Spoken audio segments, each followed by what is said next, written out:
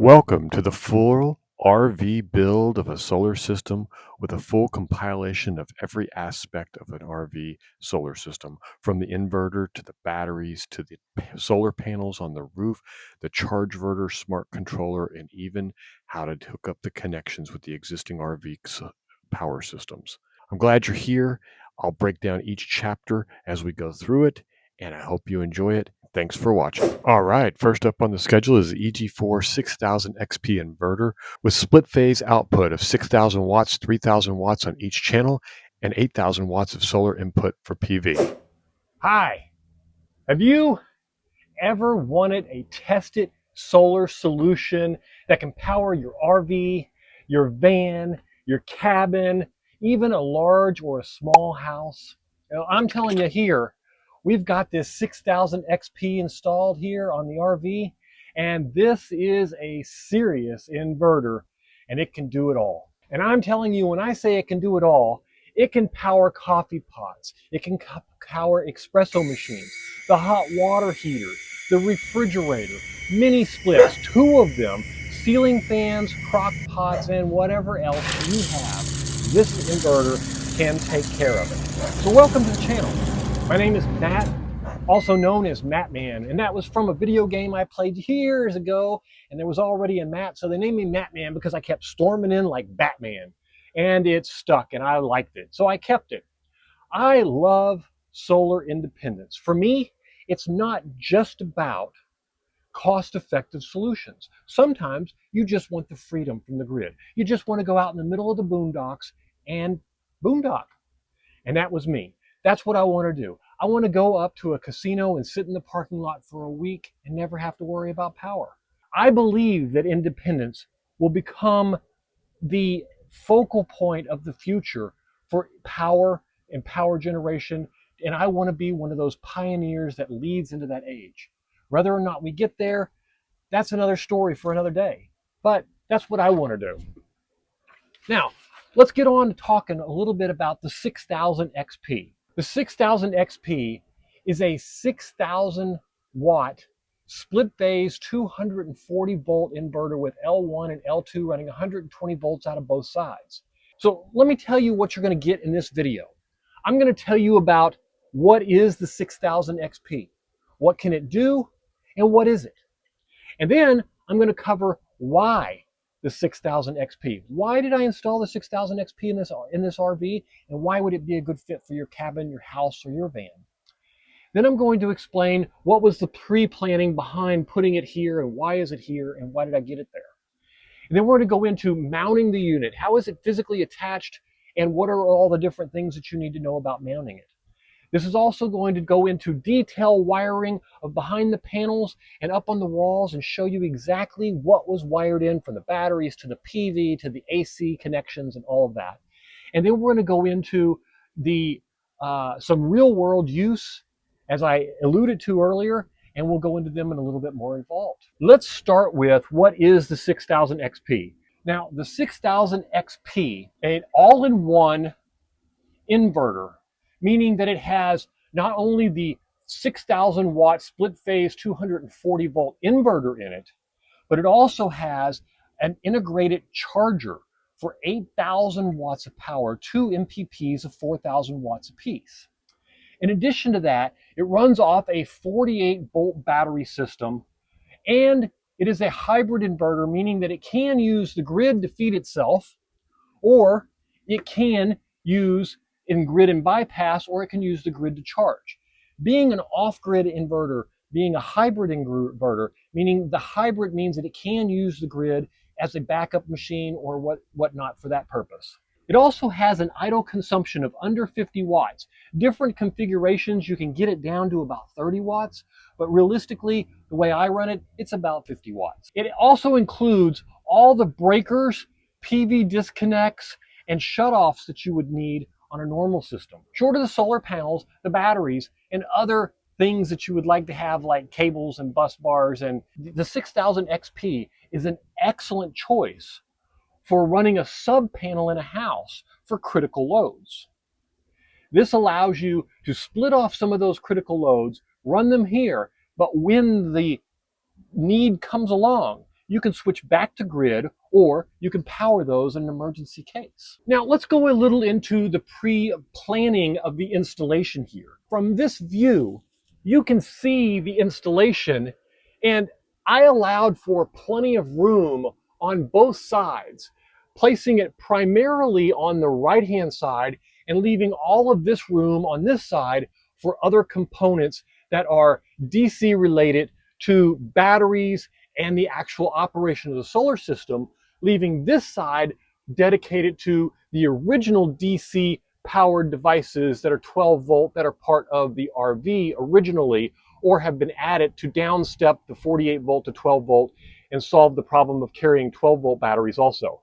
But as you can see, the pre-planning here took place in allowing me to have plenty of room on the side, and then I rerouted the power for the system to allow for this plugs up here up front, one running to the intake grid feed here, as opposed to running the grid all the way from the back of the RV. Now, originally, that was located way back here, as I cover in another video. If you're interested in that video, it goes into how I connect to the pedestals, like that one over there, and what this original plug was designed to do and how it worked.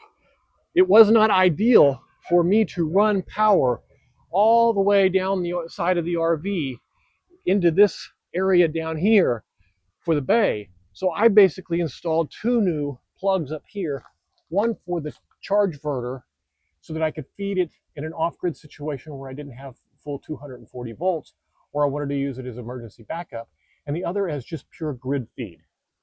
Those were original vent holes for the battery that was installed, the 12 volt battery that comes with the RV. And that is why I mounted them there, was to take those holes up.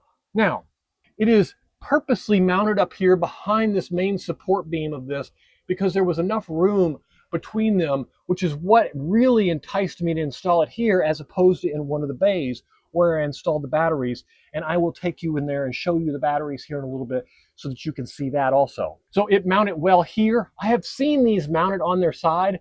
I fortunately didn't need to do that.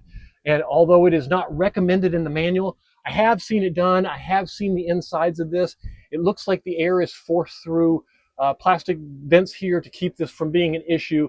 And as long as there is ample feed on both sides of this, I don't see that that would be a problem. One thing that is really important about this system, or the fact that they do provide you with all of the breakers that are necessary to operate.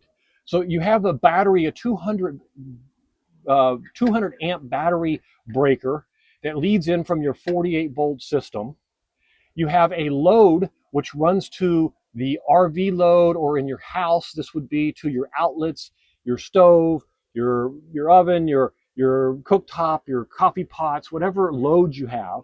Then you have your inbound grid feed. This can be used as a backup or supplemental feeding. I've even seen in some places, especially in Texas, where they have free power late in the night, that people use the grid to just charge their batteries up and then turn around and use those batteries during the day and have no solar panels. And then, of course, the generator. The generator is used here to charge the system when you're in an off-grid situation and you have good, clean generator power. I don't use the generator. I use the grid feed the way I've got it, or I use the Chargeverter to do it. And the Chargeverter goes directly to the battery. But that's in another video in the future. Following this one, I will have two additional videos immediately following this one. One will be about the batteries, and the other one will be about the Chargeverter. I'll also include a picture of a wiring diagram that comes in the manual. This picture is a basic diagram of how the 6000 XP is connected. It highlights the best features of it, including the grid, the generator, solar power coming in, and basically devices being powered on the outside, that being connected to your EG4 batteries, and then of course you're having access to the app for remote access if you need it. The second design I want to show you will be this interface one here, which is basically a breakdown of all the switches and stuff that you're going to see when we open this panel. But I put it here for reference in case you want to look back at it and see any of the devices that we're going to look at next. Now let's move on to mounting the 6000 XP.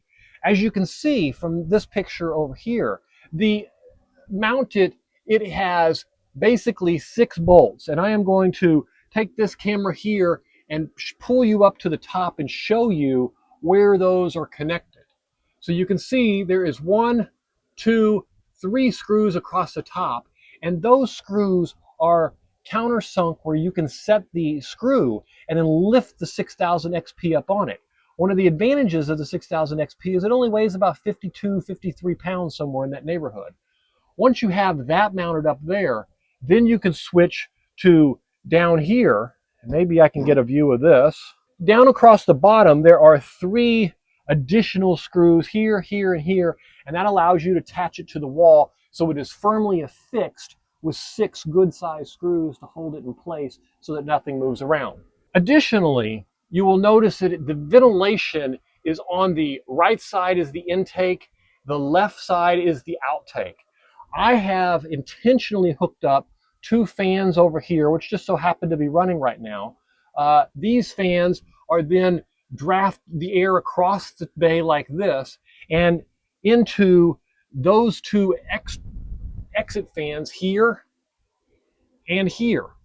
This allows for a nice draft across the RV and in and out of these holes, carrying any of the heat that exits from here that goes through that, or any of the heat that is accumulated in the chamber directly out. This 6000 XP, because of its mounting style, is very, very apt to mounting directly in the RV, a cabin, a closet, your garage, anywhere which you can find either you could put a piece of cement board behind it and put it right into the studs. Now we're going to move on to the wiring part of the 6000 XP. It is a surprisingly well-designed compartment for wiring. And I am going to take this panel off here and give you a nice up-close view of the inside of the 6000 XP. Now, keeping in mind that I am not going to touch anything in here, as this is currently operating my RV, and my wife is sitting inside watching TV and relaxing in the air conditioner. Let's go through the different wiring that's available here on the 6000 XP. So the 6000's XP wiring is very well organized in this compartment. And I'm going to go through each one of these in order as we walk across from right to left. The 6000 XP has a very nice feature of the PV wire coming into 2 PV connections here, PV1 and PV2.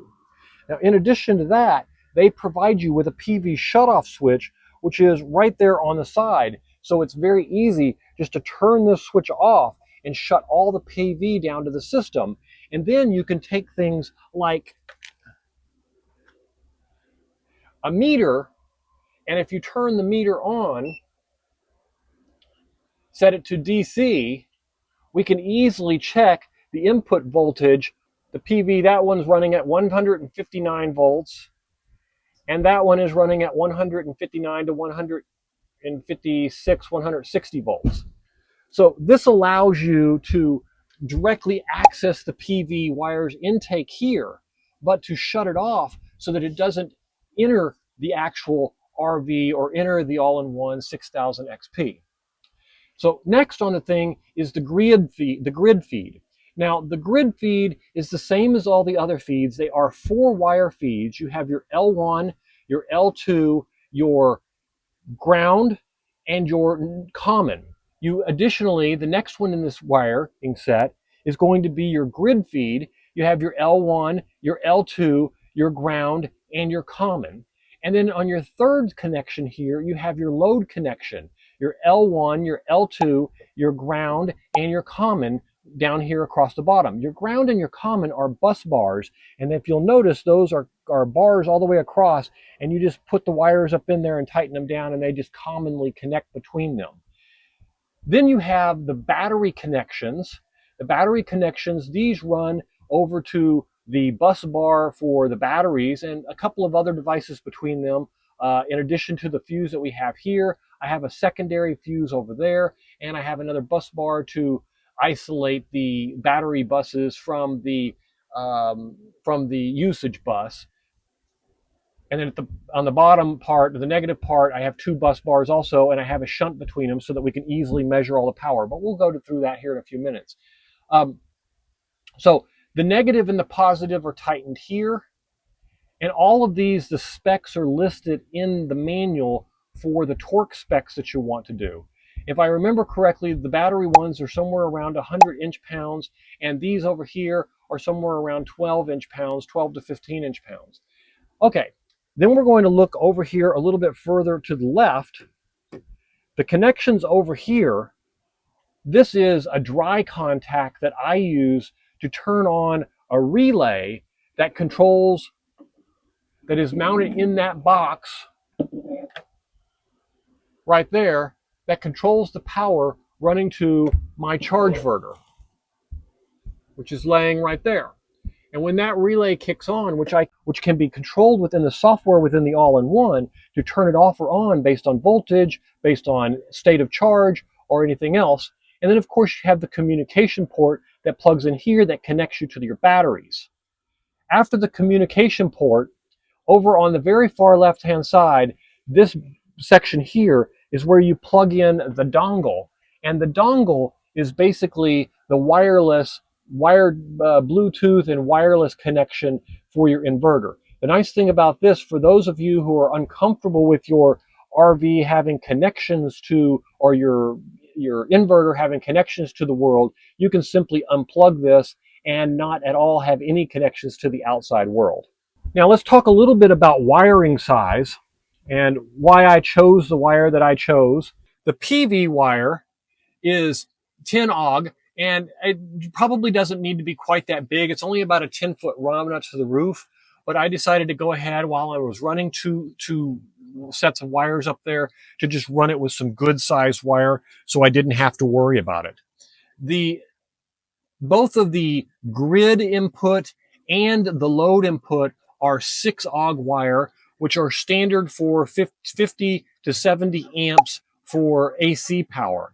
I ran standard 6 AUG. The manual suggests that you can use 8, which is possible. You can get away with 8. I chose not to use 8. I chose to use the 6 AUG because I like to have the little assurance that it is there. There was a 6 AUG running to the 50 amp in the breaker box originally from the back plug, so I went ahead and replaced everything here with 6 AUG to ensure that it was. The battery cables are running 1 aught. They're 1 aught so that I have the additional power and strength that is needed to power additional batteries, as I didn't want to limit myself to the 3 EG4 batteries at this time. Eventually I wanted to go up in larger sizes. Now, those batteries originally come with these wires to connect them to a bus bar, and I upgraded everything to that size wire. So as you can see, this is a huge update to the wires that were already there. But this was supporting the power of 1 battery. This is supporting the power of the entire system. And so that was the reason behind me doing it that way. Let's talk a little bit about fuses. In addition to the breakers that are built in here, I did add a fuse to the system here that is an A&L fuse, and this fuse is a 250 amp maximum, should pop up on there. I also have a T-class fuse that would pop if my DIY battery is having problems. And then each of the EG4 LifePower4 batteries that come in from behind this wall all have a 100 amp breaker on them also. And I'll quickly walk around. So here you can see the EG4 battery wires coming from where those fans mount in the front side of this. They come out here and connect directly to the EG4 batteries. And each one of these has a 100 amp breaker on it. And in addition to all of that, my PV also comes through and connects to a PV shutoff valve here too, as a safety switch for me to turn things off when I want to do maintenance and stuff. I didn't like reaching in, not having something further away from that inverter and out of that case so I could use from here. So those wires come down from the roof from up there, They run down into this box here.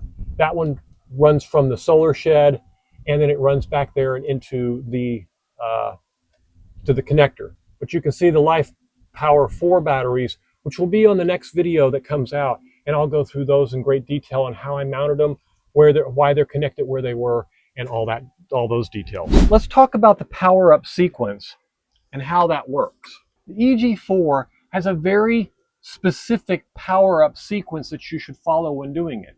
Once you learn to do it, it's quite easy. First, you want to make sure that all of your breakers are off. All of your battery power, your load power, your grid power, your generator power, and your PV power, and make sure that everything is shut off. Because when you sequence this on in a certain order, everything boots up properly and everything works properly. The next thing you want to do is I'm going to pull this panel back off to show you how to validate all of these connections. Okay. So what you want to do is you want to check the polarity of each of these. First of all, on the 240 feeds, they should register 240 across L1, L2, just as both of these do. Now, what you also want to check is across each line to the neutral.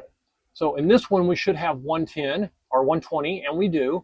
In this one, we should have 120, and in L2, we should have 120. Now, you would also check these normally in a grid situation. I have the grid disconnected right now, so I'm not going to do that. In the battery situations, you should also check those to make sure that they're connected and the polarity is correct. Meaning that if I connect it this way, this should show a positive 52.3 volts.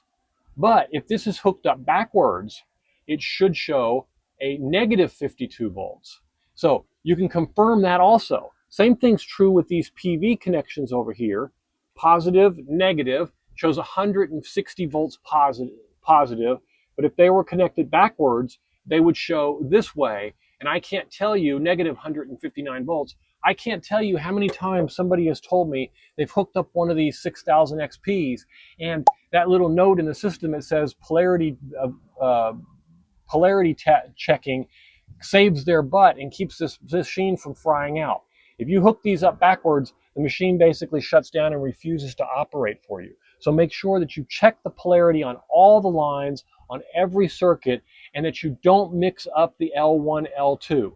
Now, technically, L1 is usually black and L2 is usually red, and mine are hooked up backwards. I am backwards throughout the entire system of the RV because at the time that I hooked this up, I did not recognize that there was a standard.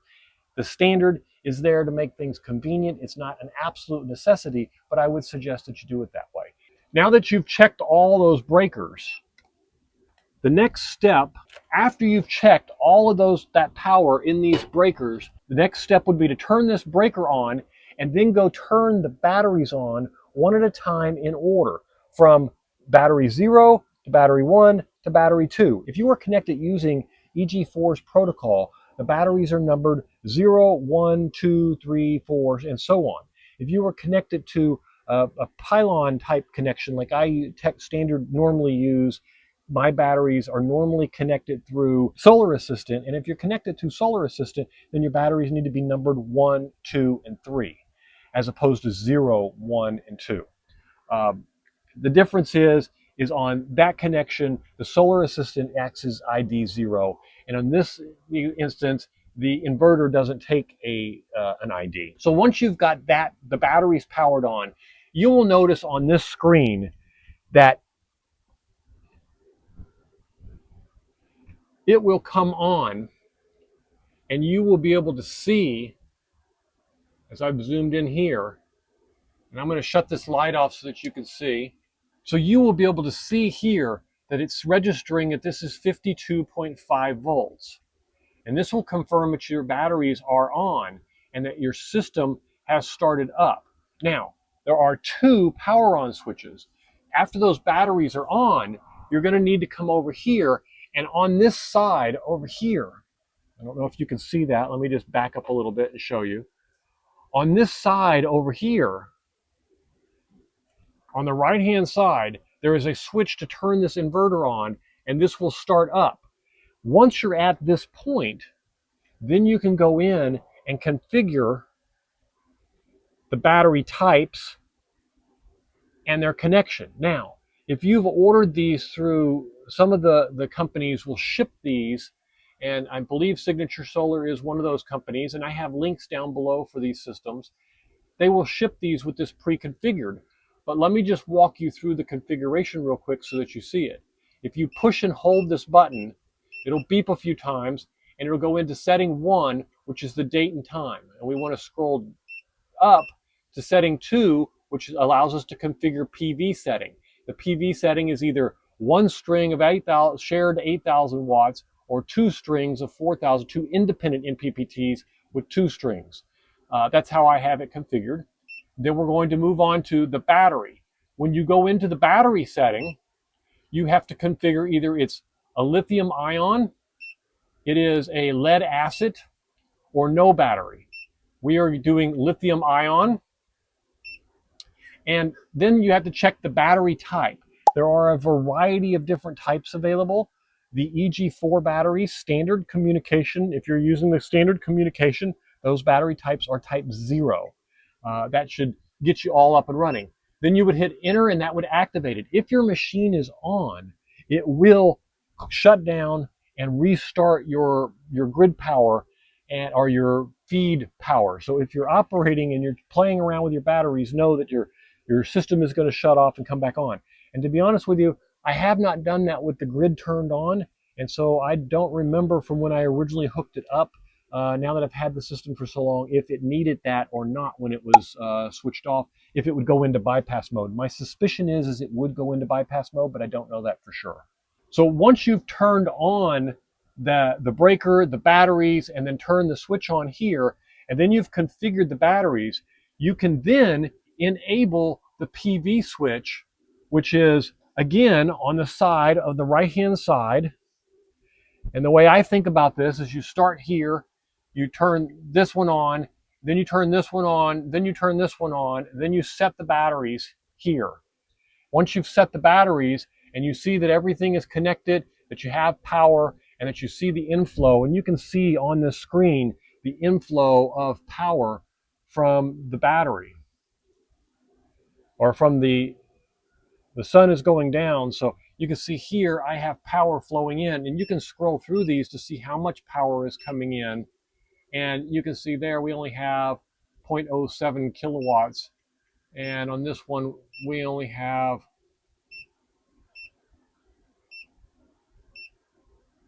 0.02 kilowatts, 0.02 and 0.05. So it's mostly getting dark outside, so we don't have a whole lot of power coming in. So once you have the PV turned on, then you're going to want to revalidate that your grid power is within the voltage range that it needs to be. And that means that your 240 volt connection that runs into here, you should have validated when we tested it earlier, and I forgot to mention it, that this is at the right appropriate range of about 240 volts. It's got a little bit of deviance that it can deal with, but make sure it's in the proper range. Then you're going to want to flip this breaker on and give it grid power. After you've given the system grid power, then on the left-hand side, you're going to want to turn on the, and I think I can get you a good view of that. There we go.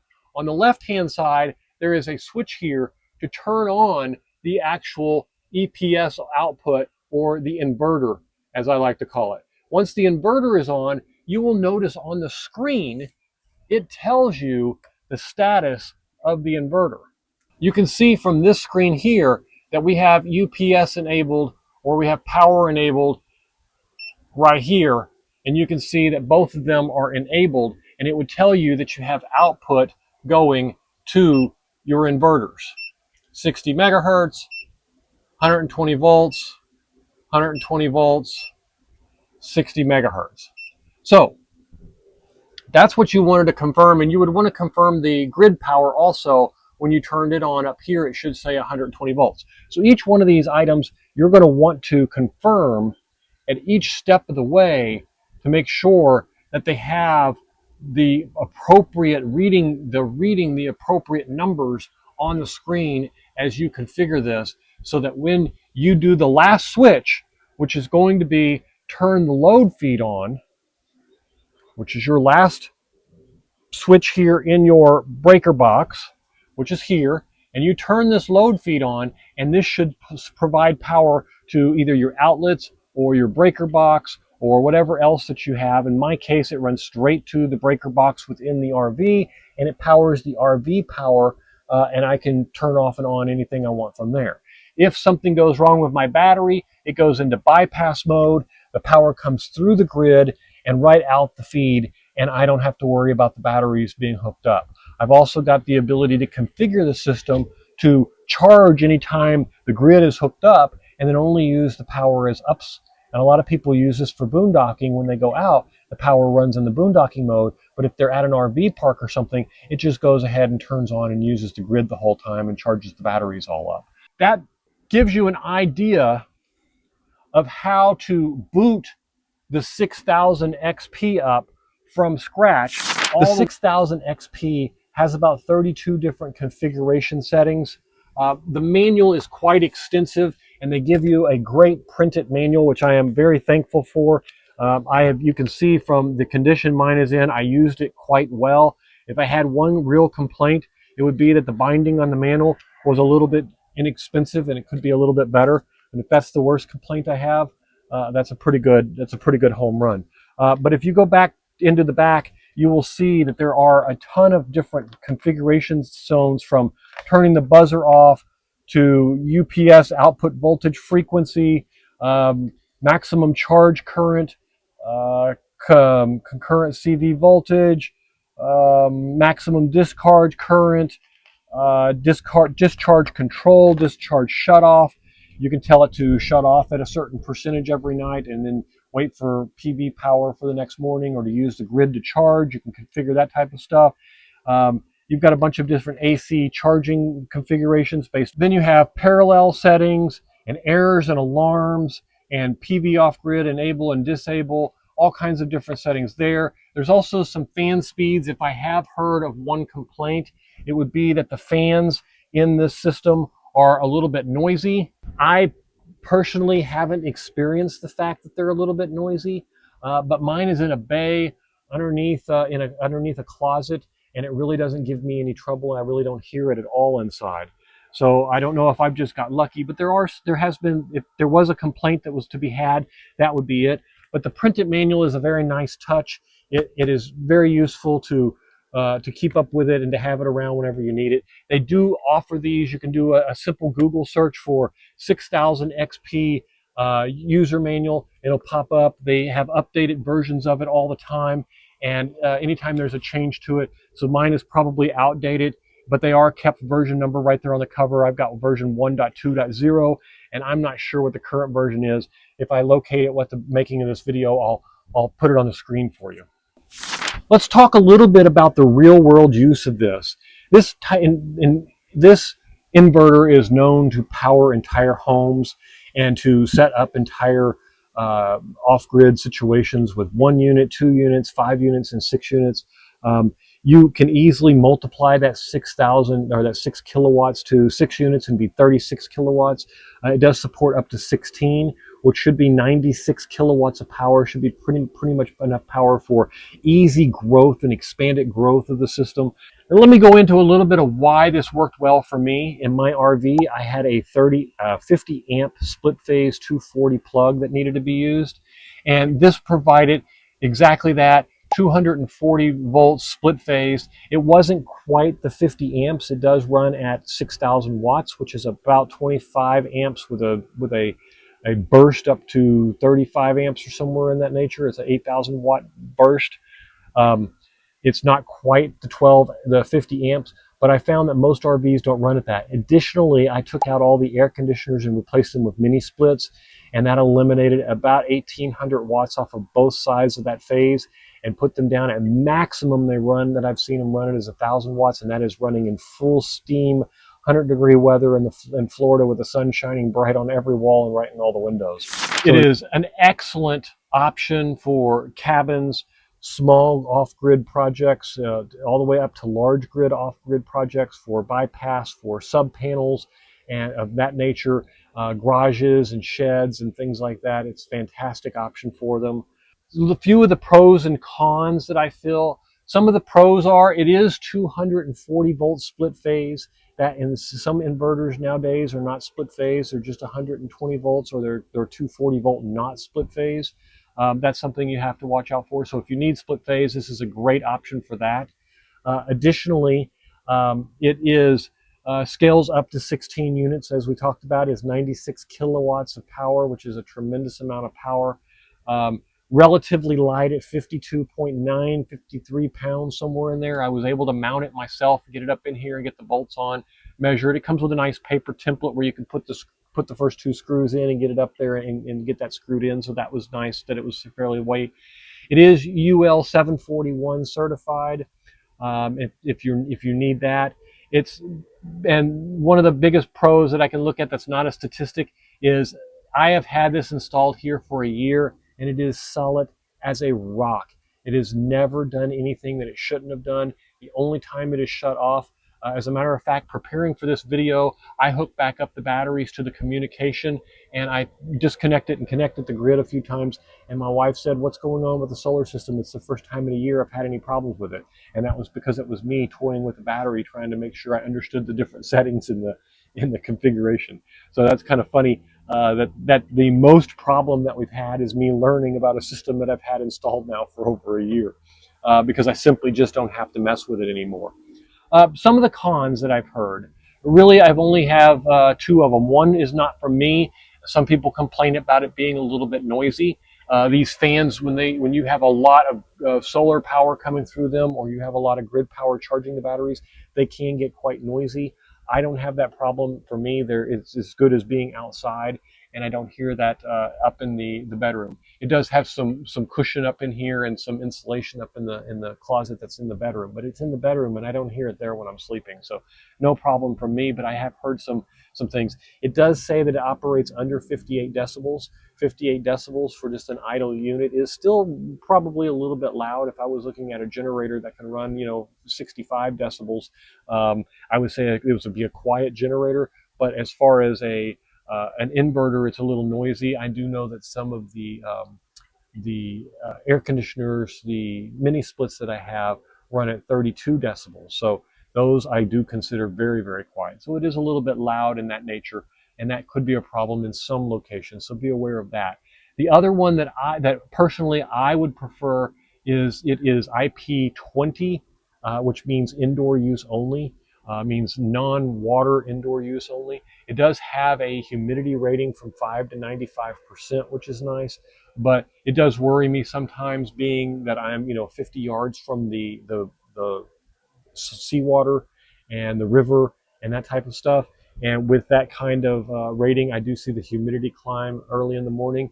I have configured my fans though to shut off and burn off that humidity when the humidity gets quiet. So instead of circulating that, it just allows that heat to circulate and dries that air out. That works very effectively, but it also means that I have to be very, very, very careful to always leave the bay doors closed and not open, and that way that fan can control that humidity.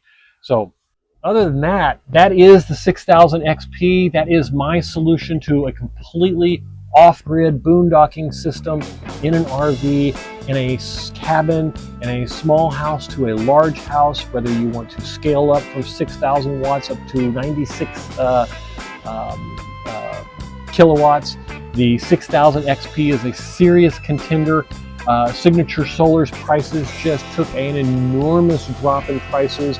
I've got links down below for this piece of equipment that can get you a great deal. And if you're looking for a complete solar system, they have some wonderful kits that include a 6000 XP or 2 6000 XPs and either a 3 set of batteries or a 6 set of batteries, along with some solar panels.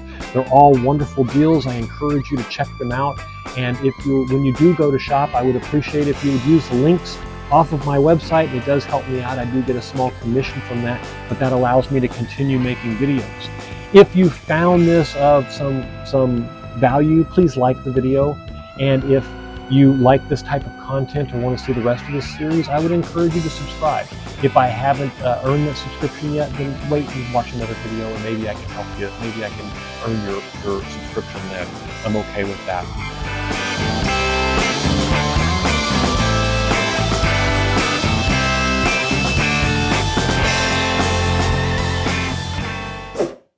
Next up is the EG4 LifePower4 batteries, 100 amp hour, 48 volts. Today we're looking at the EG4 LifePower4 Battery. I've got these installed in my RV right now, along with a DIY battery. These 48 volt, 100 amp rack mount batteries are 5.12 kilowatt hours. They can run closed loop with the 6000 XP. They've got some monitoring built into them for the standard RS485 and CAN bus. We'll go through that. We're going to hook them up, show you how they hook up in parallel. We're going to show you the built-in breaker that'll save you a fortune. We're going to talk about mounting them in the RV and how I went through that, connecting them to the 6000 XP, and last but not least, we're going to handle the wiring so that you understand how they're connected and why they're connected that way.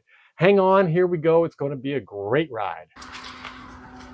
These are my EG4 LifePower batteries. As you can see, I've got Solar Assistant connected directly to them because I don't have the closed loop hooked up to the inverter at this point. I like the way the Solar Assistant shows stats, which I'll put on the screen here so that you can see them. I like the way it breaks up the batteries, kind of like the more modern versions of their batteries do, and give you all the stats of all the cells, the high voltage, the low voltage, the average voltage. But as you can see here, I have these battery cables come in from the bus bar on the other side.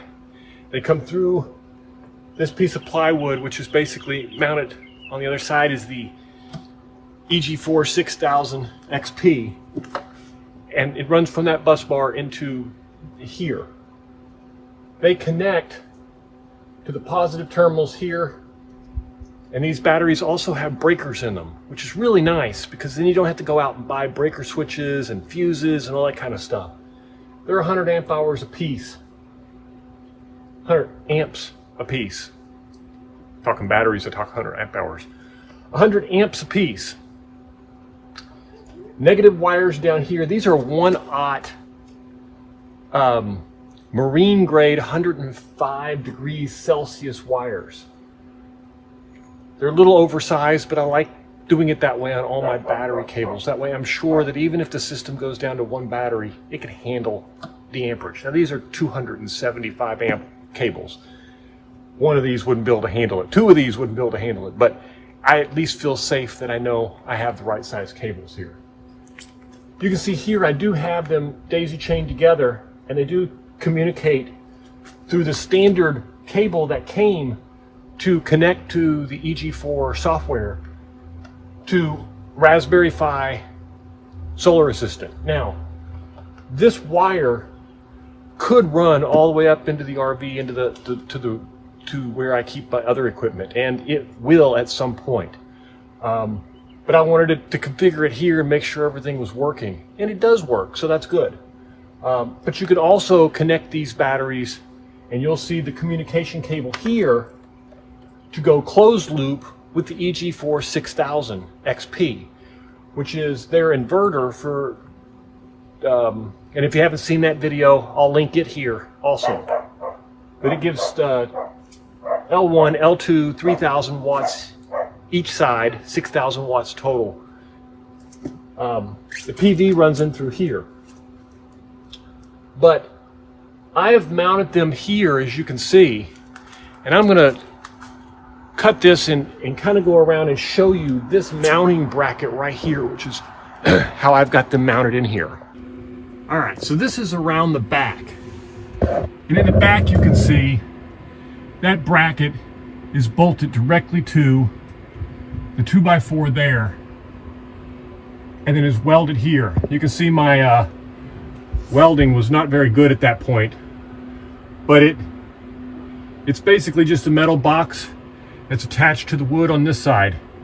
Now, unfortunately, I don't think in the case of a major accident that would do a whole lot to stop these batteries from moving around. But it does good enough to hold them in place under normal circumstances. Now let's go take a look at the inside where the bus bars are and how they connect electrically. So in here, this is the bus bar where the 3 EG4 batteries come in. This fourth wire here goes off to the DIY battery. And this is the negative bus bar 1, 2, 3 EG4 batteries, and the negative coming off to the DIY battery over here. The negative runs through the shunt. See if I can get this wire out of the way. Been moving some of these wires around. Runs through this shunt over to the bus bar here, the distribution bus bar, and then over to the 6000 XP, where again you have a breaker here for on the inbound side for a 200 amps, and then each breaker in the batteries is 100 amps, so it keeps the batteries from too much being pulled from them, and this keeps it from too much overall. I also have a 250 amp A&L fuse here in the positive side before the power distribution positive. That runs off for the DC side. This runs off to the AC side for the 6000 XP. But as you can see, it's very simple.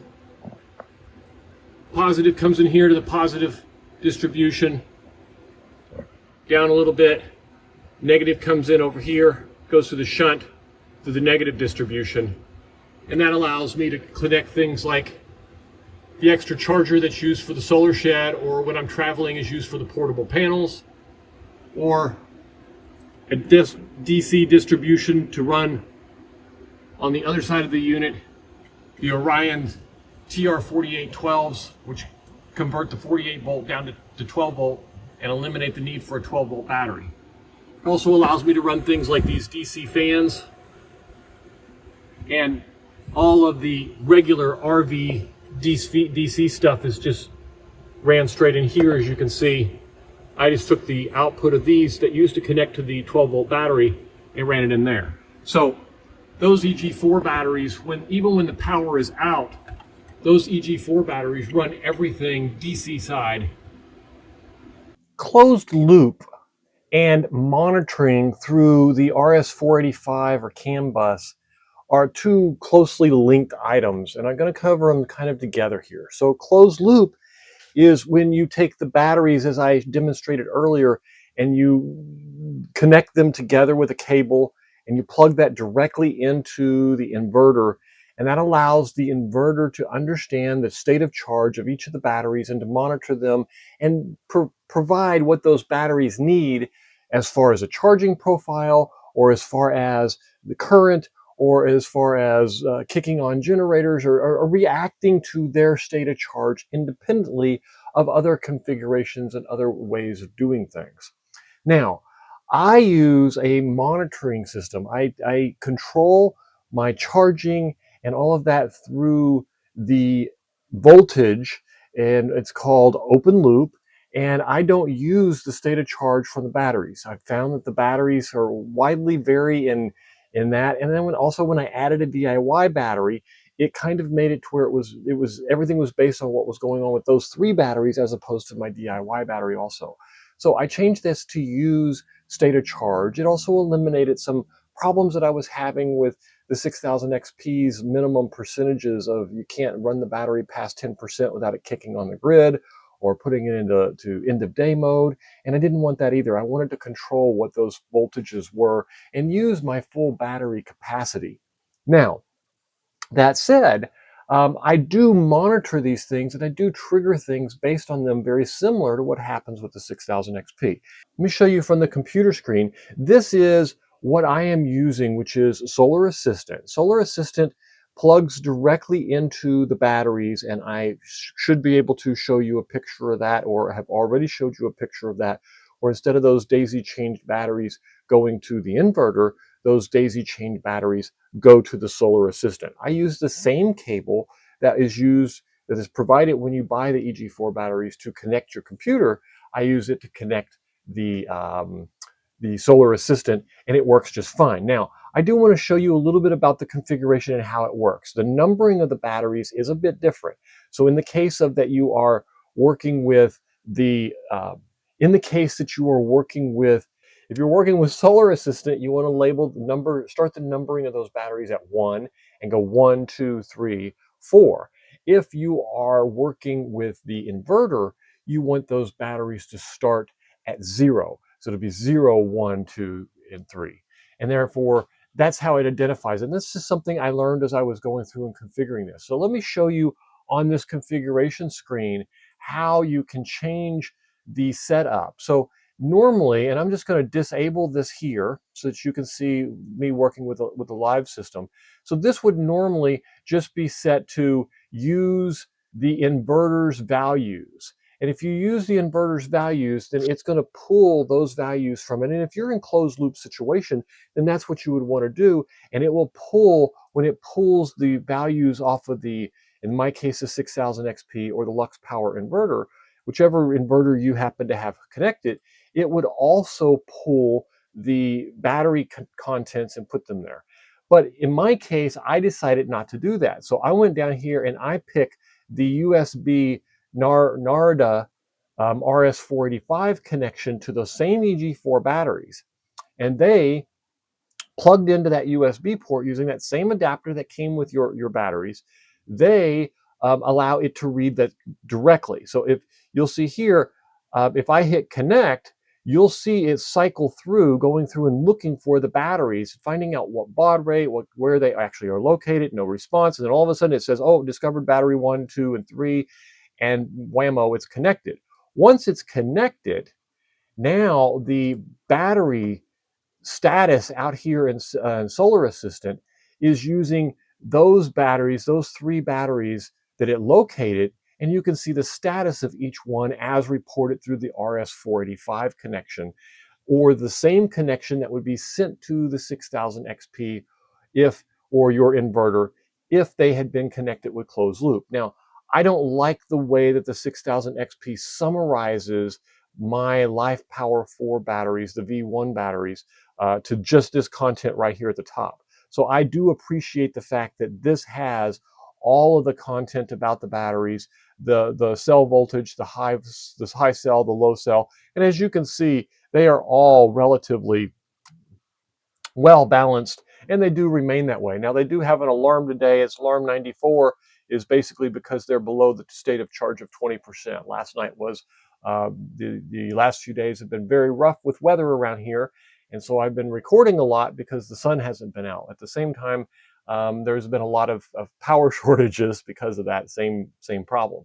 So that is how you can use the Solar Assistant to run your batteries and to report that. And then that reports into Home Assistant and pulls all of my batteries together.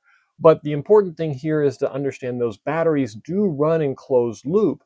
And if you wanted to run them, if you have them connected in closed loop, then you would just change this to the option of use the inverter settings. And when you do that and you connect it there, all it's going to connect is this here, and it's going to pull the state of charge directly from what the inverter is reporting as opposed to what the batteries that I have connected to it. A Solar Assistant allows for a little bit of flexibility in how you can connect these, and this is the method that I chose. So here we are in the RV, and we're taking a look at the batteries and how they are connected currently through the Solar Assistant. And I'm going to switch them to closed loop so that you can see them in 6000 XP. So you can see here they're labeled. This is battery 3, this is battery 2, and this is battery 1 with the dip switches all currently. And then this is wired through, this comes out and runs around and goes into the Raspberry Pi here, which is controlling the Solar Assistant. Now, what I'm going to do is I'm going to change this. I'm going to disconnect the communication here to Solar Assistant, and I am going to switch these batteries numberings. So this one needs to be battery 0, this needs to be battery 1, and this needs to be battery 2. So if you'll look now, you'll see that is 0, all switches off. The first switch's value is 1, so we add that into it, and that gives us a value of 1. And in this one, the second switch's value is 2, and we don't have a 3, so we don't need to put the first switch and the second switch on together to add up to 3. And you can see that the alarm light is still flashing from them having a low charge. Now, this cable, and we're going to go over to the 6000 XP, and I'm going to show you how to connect it. But this cable, it came with the 6000 XP, and it is the battery communication cable, and it plugs in the same as the connector for the solar assistant. It plugs in here, and then it runs through the wall to the other side. So we'll go over there and take a look at that, and we'll show you how to configure it on the 6000 XP. Here we have the 6000 XP panel. I just want to make sure I position this where you've got a good view of how it works. And you can see the cable comes in here and runs to the 6000 XP. Now let me show you, pull this panel off and show you where this is connected. And as you can see here, it gets plugged in at this first location here, which if you look down at the bottom says that this is the RS485, 485 A, B, CAN bus and CAN switch. So it's also the battery COM is how it's labeled at the very bottom. So we are going to plug that in here. These two are used for paralleling with multiple 6000 XP, so we don't need to use them, but we do need to plug this in here. Now for the configuration on the 6000 XP, we will need to change it, because if I'm using open loop, it is different from closed loop. So here's what I'm going to see if I can get this without a glare for you. Okay, so I think I got this where we can do it. You have a little bit of a reflection, but for the most part, you can see what's going on here. So as you can see, I have power coming in up here, and it says that I'm running lead acid down here with 1.2 kilowatts going in to the battery. You can see that with the arrow. So that is the key symbol here, is that it's running under lead acid, and you don't see a state of charge anywhere. Even when I cycle through this, it says that I have 53.5 volts, I have 1.1 kilowatts running in, and I have 53.4 volts. So it basically has no information. So what I'm going to do is I'm going to push and hold this and go into program mode. And then I'm going to go up to the battery setting, which is here. I'm going to hit enter, and I'm going to change the battery type to lithium iron. Hit enter, and then it's going to ask for the battery type. Now for EG4 LifePower4 batteries, or your EG4 batteries, it is type 0. So I'm going to change this to brand 0, like this. And then I'm going to hit enter, and I heard it click, and you can see it switch to the grid. And that is why it immediately switches over to the grid, and because it doesn't know that it has a battery, you'll see that the battery has shut off, and so the PV is not going in because it is in bypass mode as it's determining communications with the battery. So we're going to give this a few seconds, and it should go out and communicate with those batteries. So you can see there, it realized that there is 300 amp hours of batteries. It has 52.6 volts. It's getting in 16%, I'm sorry. And now the PV is starting to ramp back up, and you can hear the PV coming in again. And it's turned off the grid. So as you can see, that is a very simple. Now, though it still has a warning over here, the warning is because now it's registering this state of charge as being under 20%. So when that goes over 20%, that warning will come off. And this is a configuration that you can set, but you can't set it as low as you would like to. You can see it's normal operation with a warning, and I can tell you the warning is this 16% right here. So that is switching it to closed loop. Now, if you want to switch it back from closed loop, which I'll demonstrate that also, because I am going to go back to not being in closed loop, you'll want to go back into program mode, go back up to battery, hit enter, go to lead acid. There's either lead acid, no battery, or lithium iron. Lead acid basically means that it's going to use the charging profile that's stored in there for lead acid, meaning what voltage do I charge at and all that kind of stuff. So we're going to go to lead acid. We're going to set the amp hours, and in my case, that's 600. And then we're going to Notice that it says it's battery. And we're going to say, okay. Come back here and it says it's in lead acid. And it's got 53. And for this one, it didn't need to shut off the power when it switched here.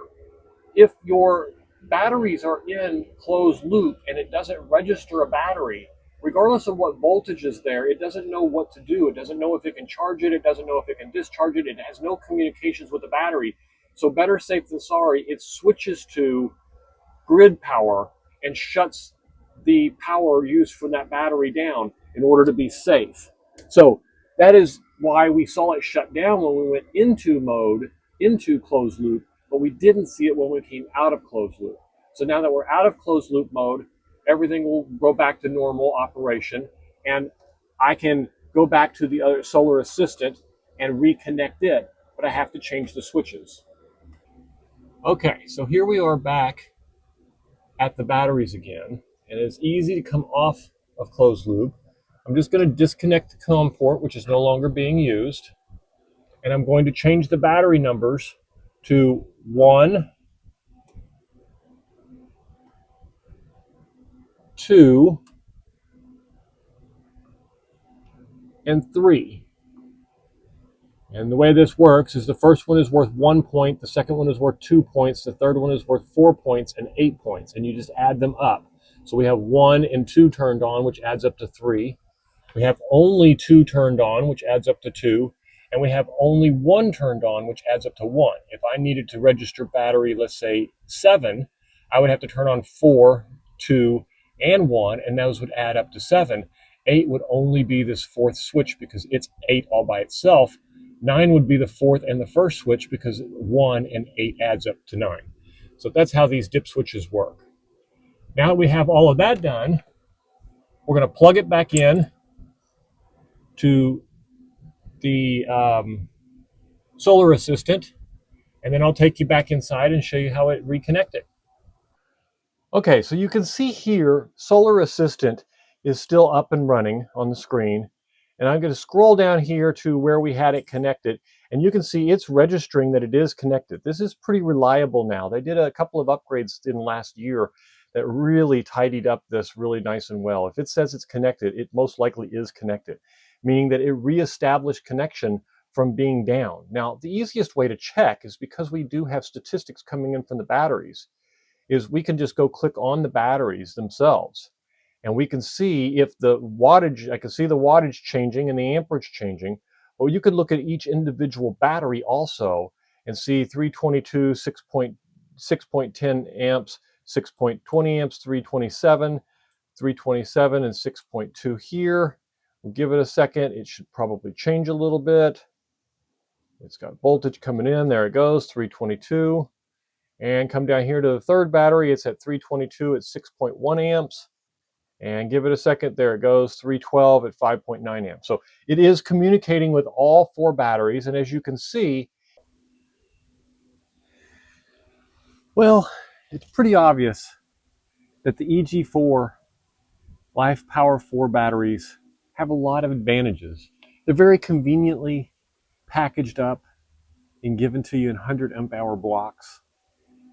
They're nice and tidy. You can mount them on their side like this or flat. The newer versions have multiple battery terminals so that you can connect them in parallel. That's really a good thing. These I ran to a bus bar, so it didn't make much difference. But it's also nice that they all have breakers on them. 100 amp hour breakers, believe it or not, it's kind of expensive to hook your batteries up on breakers if you don't have them. They run in closed loop with the EG4 6000, the EG4 12K, the PV 12K, the 18K, a lot of different EG4 inverters and stuff. So there's a big advantage there.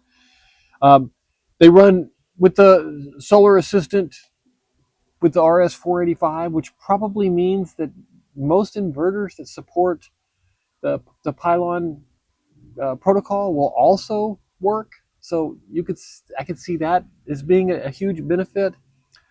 The The lights on the front make it easy to determine, you know, where the basic level of where the batteries are, which ones you're having problems with the blinking light like I'm having today, this low battery, kind of, hey, pay attention to me kind of thing. Makes it easy to see it in a glance. The switches, the V1 here only allowed up to 16 in parallel, but they've obviously gotten around that because the newer versions allow up, I think it's up to 64 that you can go to. So that's great. They come with the little cables to connect one to the next, and they come with the cable to hook up to your inverter. So these guys have everything in a great, convenient little package. They work really well. They've been as solid as a rock. Paralleling them has not been a problem. Monitoring is not an issue because if you're going closed loop, you're right smack dab in the middle of the inverter itself has the data. And if you're not closed loop, then you can do like I did and do a solar assistant or some other type of RS485 CAN bus type connection. The wiring is simple and easy. They come with wires, and there's also racks that you can get for sets of 3 battery or sets of 6 battery. I'll include pictures of those and links in the description for them. All around, it's a good, rounded, solid battery. And so I'll leave you on that. I hope this has been helpful. If you have any questions, please leave them in the comments below. I'll be glad to answer them. Other than that, we'll see you on the next video. Thanks for watching. Next up is the DIY 304 amp hour 48 volt battery. So today we're going to talk about my lithium iron phosphate 16 cell 48 volt battery. I built this from parts from China, and I put it all together with a JK BMS, and we're going to go through all the different cells, how to measure their voltage, how to put the battery together, how to configure the BMS, what kind of fuses you need, what kind of shutoff switches you need, so that you can build something the equivalent of this, which in this case is a 48 volt battery, or the equivalent of 15.6 kilowatt hours of energy storage in this battery. It is a DIY battery that cost a fraction of the cost of a typical lithium iron phosphate battery. So I will show you step by step where I got the cells, where I got the parts, and how I put it together. Stay tuned. We're getting started right now. So let's talk a little bit about the DIY battery and the compartment that I have here. And I don't know if you can see all of this yet. Let me see if I can zoom out far enough so you can see it. So this side is plywood, and this far side over here is plywood, and it holds the battery together. As you can see, I have these iron bars that go through. So let me get this set back up, and then I'm gonna pull this cover off so you can see the full battery, and we can walk through each of the steps in the process of setting it up, configuring it, and testing it, and all that kind of stuff. So as you can see, I have, I don't know if you can see that yet. Let's see. There we go. So you can see here, I have 16 cells, and they start over here as 1, 2, 3, 4, 5, 6, 7, 8, 9, 10, 11, 12, 13, 14, 15, 16. All 16 cells are 3.65 maximum volts, and the minimum voltage on them, they are EVE cells, and basically the scan codes and everything you can see. If you're interested in looking those up, I'll include some close-up pictures of these for you. But these run in series, 16 in a series, for 51.2 volts or a 48 volt battery. It's a 16S battery.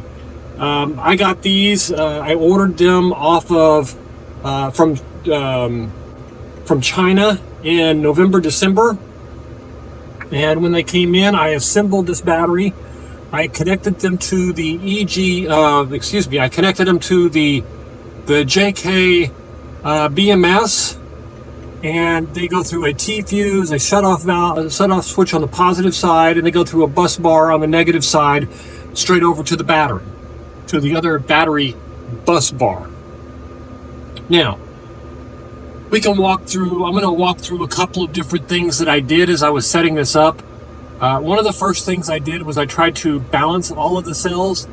These days, as long as they start off pretty close, the 2 amp balancer that is in the JK BMS can pretty much get you home if you start off pretty close. Being it was my first battery, I did not take that to heart. I actually bought a battery charger and charged each of the cells and invalidated each one of them. So I'm going to show you kind of how that aspect of building a battery works so that you understand it.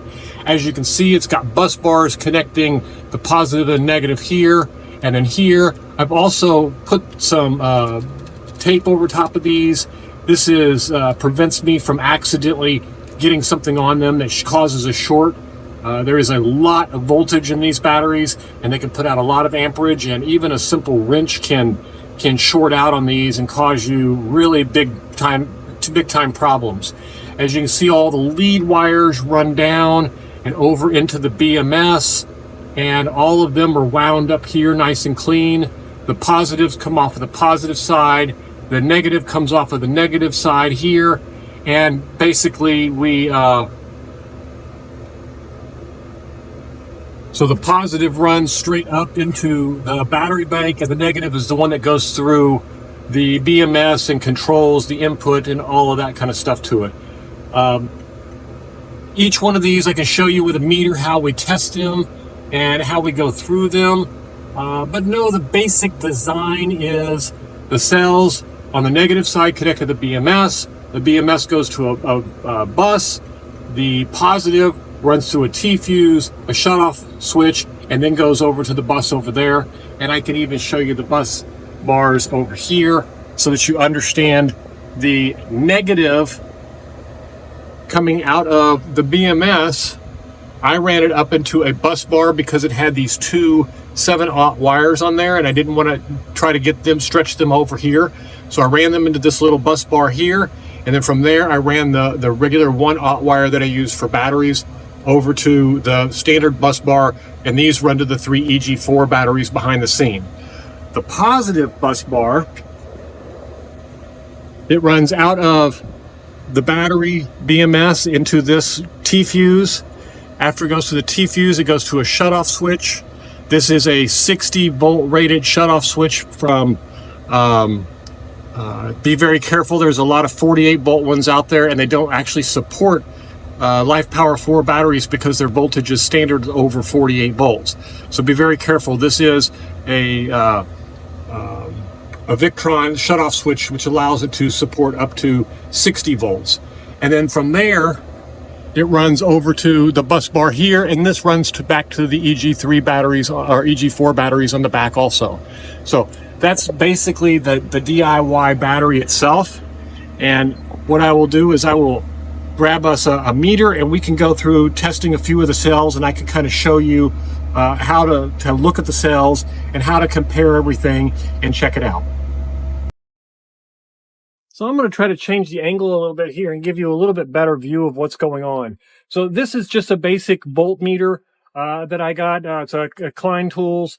You can use any of them. I like this one because it's fairly accurate and it's reasonably priced. But you're going to need one of these if you're going to be building batteries, any kind. So what I started off by doing is I'm going to see if I can put this someplace where you can actually see it. Maybe I can use my coffee cup. Great. I got that balanced on my coffee cup, believe it or not. So let me see if I can show you a couple of voltages. And so the idea here is that you want to test from the positive and the negative of each battery. And so you can do that by switching your voltmeter on and selecting DC power, as you can see here. And then once you've selected DC power,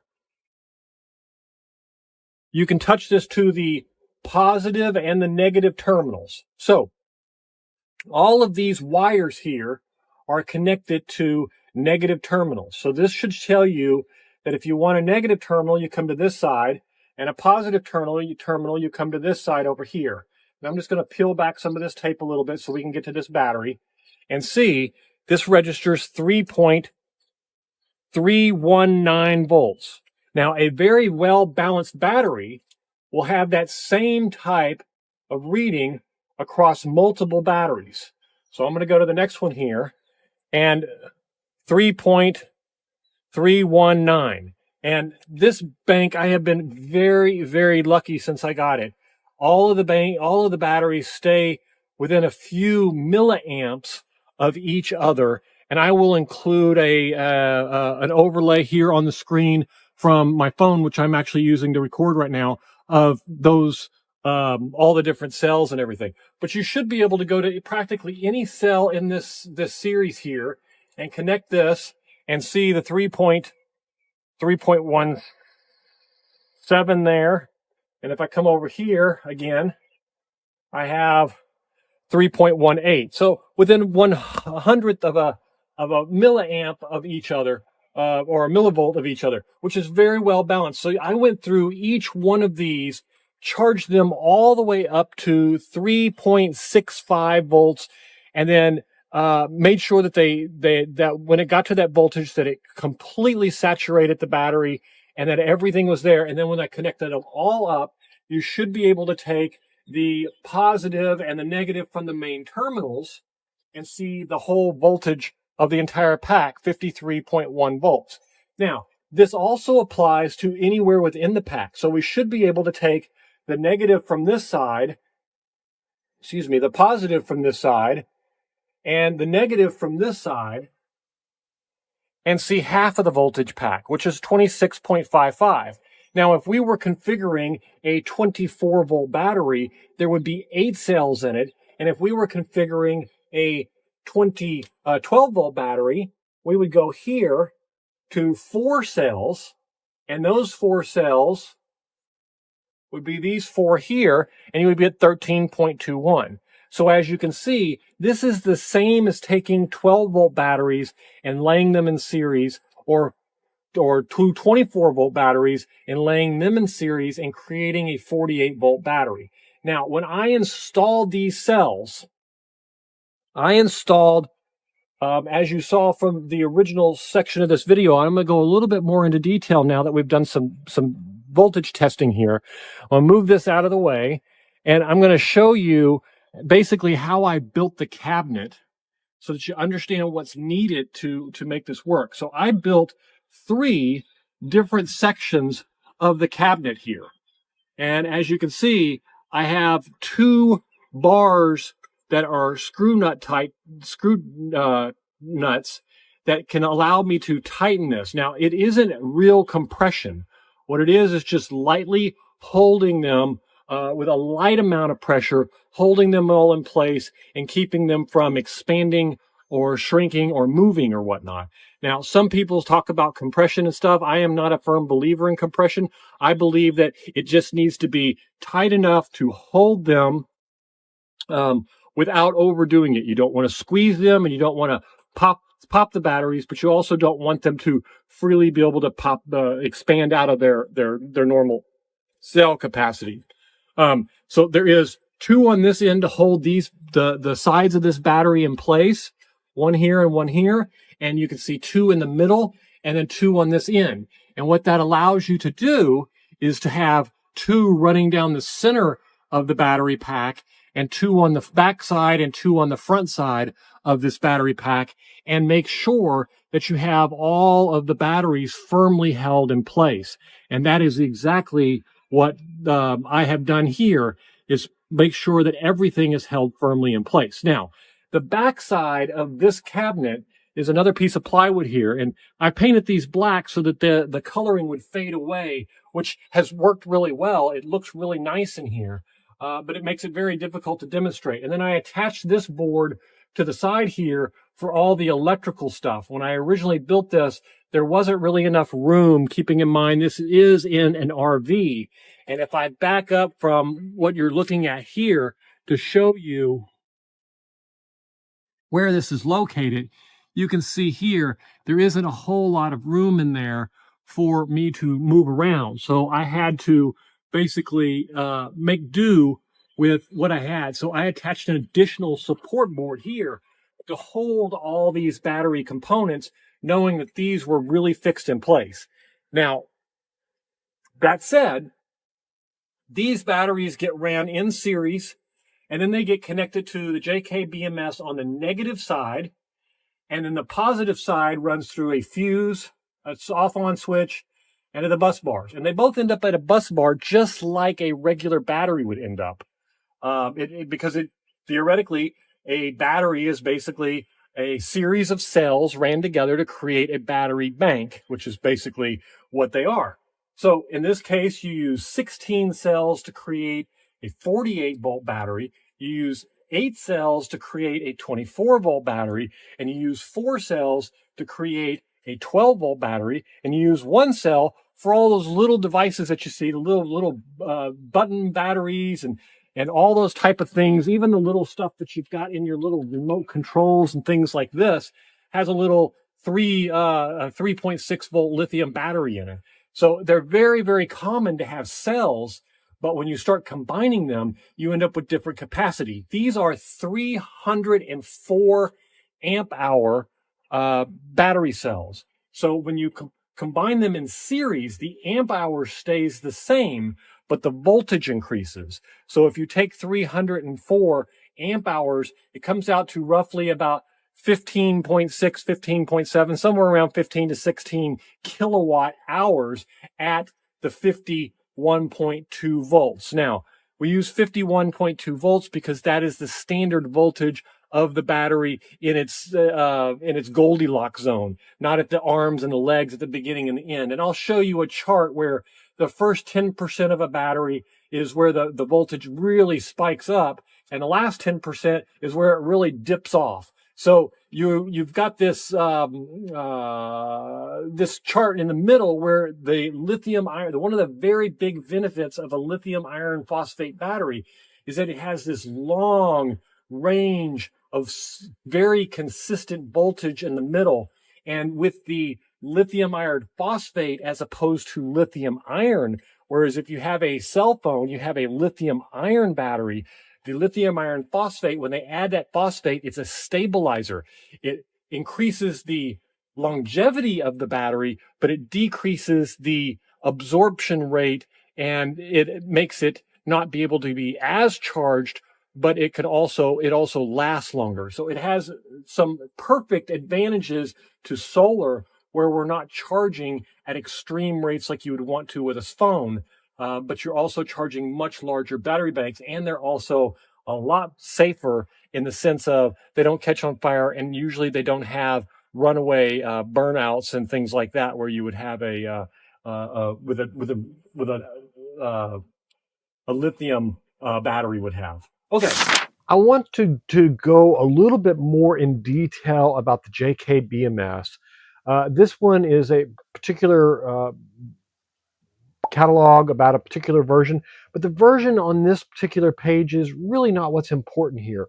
What is important is that we see the BMS here, and notice that it has 2 big ribbon connectors that has up to, depending on the model of your BMS, in this case there's up to 24 different leads, meaning you can have up to 24 cells in your battery. Now, for a 48-volt battery, as we discussed before, you're only going to use 16 cells. So the leads that run off of 17, 18, 19, 20, 21, 22, 23, and 24, or however many you have, a lot of the BMSs only have 20 leads. Some of them only have 12 if you're working for a 24-volt battery. Some of them only have 8. And some of them, actually it's 8 cells for a 24-volt battery, or some of them only have 4 for a 12-volt battery. So if you were, depending on the inverter that you've got and the model number, it'll depend on how many of these leads that you have.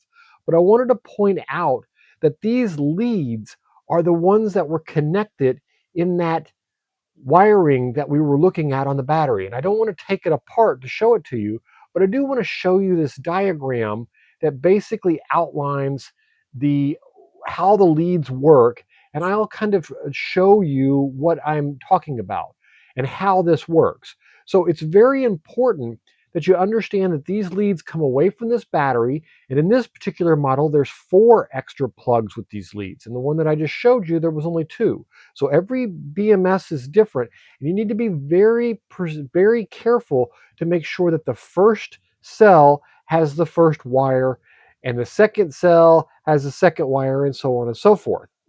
Here's how it starts off. The first lead connects to the negative post, and then every lead after that connects to the connecting bus bar or the negative post of the next battery. So you can see the second lead here comes up and goes around and connects to the negative post here. It also connects to the positive post here, allowing you to use lead 1 and 2 to measure battery 1. But the next every connector after that, 1, 2, 3, 4, 5, 6, 7, 8, 9, 10, 11, 12, 13, 14, 15, 16, allows you to measure every cell's independent voltage. So if I take the lead from, this is 2, 3, and 4, if I take 4 and 5, then I can measure this cell 4's voltage. If I take 8 and 9, I can measure cell 8's voltage. If I pick 15 and 16, I can measure cell 15's voltage. And if I take 16 and 17, I can measure cell 16's voltage. And then if I take 1 and 17, I can measure the entire pack's voltage. Keeping in mind that 17 being the last cell in the pack here is connected to the only one truly connected to a positive in the pack. So this allows the BMS to monitor whether you're a 4-pack cell, a 4-cell pack, an 8-cell pack for a 24-volt battery, or a 16-cell pack for a 48-volt battery. This allows the BMS to monitor every single cell in your battery pack and to specifically connect to each one of them for balancing. So in balancing case, if it determined that cell 2 was lower voltage, it would go find the higher voltage cell, and it would extract some electricity out of it, store it, and then it would put it back into cell 2, causing this one to go down a tiny bit and this one to go up a little bit. That is what the active balancer means. It's actively taking power from the highest cell and transferring it to the lowest cell. And it does this one cell at a time. And that's why once your cells get over to, if depending on your configuration, 2.4 volts is the standard. Once your cell, 3.4 volts is the standard for auto balancing to start. Once they go over 3.4 volts, then it will start to auto balance and extract that power from the high cells and place it in the low cells. And thus the purpose for all the wires in the cell, it can go in and determine the voltage of the pack, it can determine the voltage of each cell, and it can transfer power from one cell to another. And this explains why it is so important that these cell leads are connected in the right spot so that it's looking for power between one cell being a maximum of 3.65 volts as opposed to 2 cells where the voltage would be too high, or 10 cells if you get them mixed up. And if you place these cords in backwards and get them in reverse order, you could have a real cell voltage problem. So if you're having any problem with these cells showing up the right power, or showing up too much power, or showing up in the wrong places, or showing up 0 in the middle, make sure you check every single lead. It is a good practice on these lead wires to validate every one of them before you plug it in to the BMS and before you allow the wrong voltage to go to the BMS, because that can harm the BMS. So it's really important that you get every one of these correct, validate every one of them. Most people take the leads out of the leads off, and they get a labeling gun and they label every one of them. They put nice little connectors on the end, and then they attach all the leads, and then they take a meter and measure every one of them to make sure they're showing up with the right voltage in the right spot before they ever connect it to the BMS to be sure. All right, so let's look at the JKBMS application. And from here, you can see once you launch this application and you pick which battery you want to look at, if you had multiple batteries, then you can see here that we have an overview of the battery. It shows us the battery's total pack voltage. It shows us the different temperature gauges. It shows us the high cell, the low cell, and the state of charge, and the number of cycles that we've been through. This page can be very useful for taking a status review of the battery and understanding where everything is. So now let's move on up down to the cell voltages and kind of give you an idea of what they are. So you can see here in the bigger app, they're right in the middle of the configuration. We zoom in on the cell voltages, and here you can see the low voltage is highlighted with a yellow or a red, I'm sorry, and the high voltage one is highlighted with the blue. Now, I've noticed that I've had the blue one on cell 16 has been quite a bit of an issue lately. So I'm going to show you here in a second how you can use this to help you identify things when you see things that show up consistently over a long period of time. Whereas you can see the red one moves around as it takes voltage and says it becomes a lower voltage cell isn't always the same, but the higher one seems to be staying the same, which could indicate a problem. So if we scroll down here now to the cell wire resistance, this shows you how good of a connection you have between each one of them. And as you can see, cell 15 and 16's cell resistance is a little bit higher than the other ones. So this tells me it might be time for me to go out and do a check on all of the connections within my battery and make sure that I've got them all torqued correctly, that I don't have any leads that are missing, I don't have any leads that are loose or wires that have come loose or been nudged or something with all of the testing and moving around that I've done the last few days. It's very possible that I've touched something. All right, moving on to the next area, in the second tab across the bottom, you'll notice here you can configure the number of cells. This particular BMS handles between 4 and 20 cells. You also can configure the size of the amp hours of the cells that you put in. In my case, it was 304 amp hour cells. So you're going to want to configure it so that it knows how charged up things can be. On the balance trigger voltage, this means that the cell balance has to be out this far between the highest and the lowest cell for it to start balancing. And that is only part of the element. We'll get to the second piece here in a minute. And then calibration. Calibration voltage is suggested that you do the calibration of the voltage with a really good amp meter that you know is trusted, or you use multiple amp meters to make sure you get this right. And put those amp meters, I'll include a video on how to do the calibration, but briefly, you make sure the voltage is correct first, and then you do a draw or a charge on the battery and adjust the amperage to be accurate also. Once you do that, then the BMS calibration is complete, and the BMS can more accurately calculate the state of charge as it goes forward, because without the right voltage or without the right size of the battery or without the right amperage being detected as it's coming in and out of the battery, it won't be accurate and it'll be off more than normal. It's very difficult to get this right, and it is kind of an art, and you will have to do it more than once. You probably need to do a calibration, give it a few days to determine if it's off or on, or a couple of weeks in some cases, and you may do some minor changes after that in order to get it totally correct. All right. That kind of explains these first few settings here. Now, let's open up the advanced settings. And in the advanced settings, you are going to find this is where the meat of the configuration is. You start off with the starting balance of voltage. In other words, the cells have to reach 3.4 volts in order for the auto balancer to kick in. In addition to the configuration we did before, they have to be out of balance a certain amount before it happens.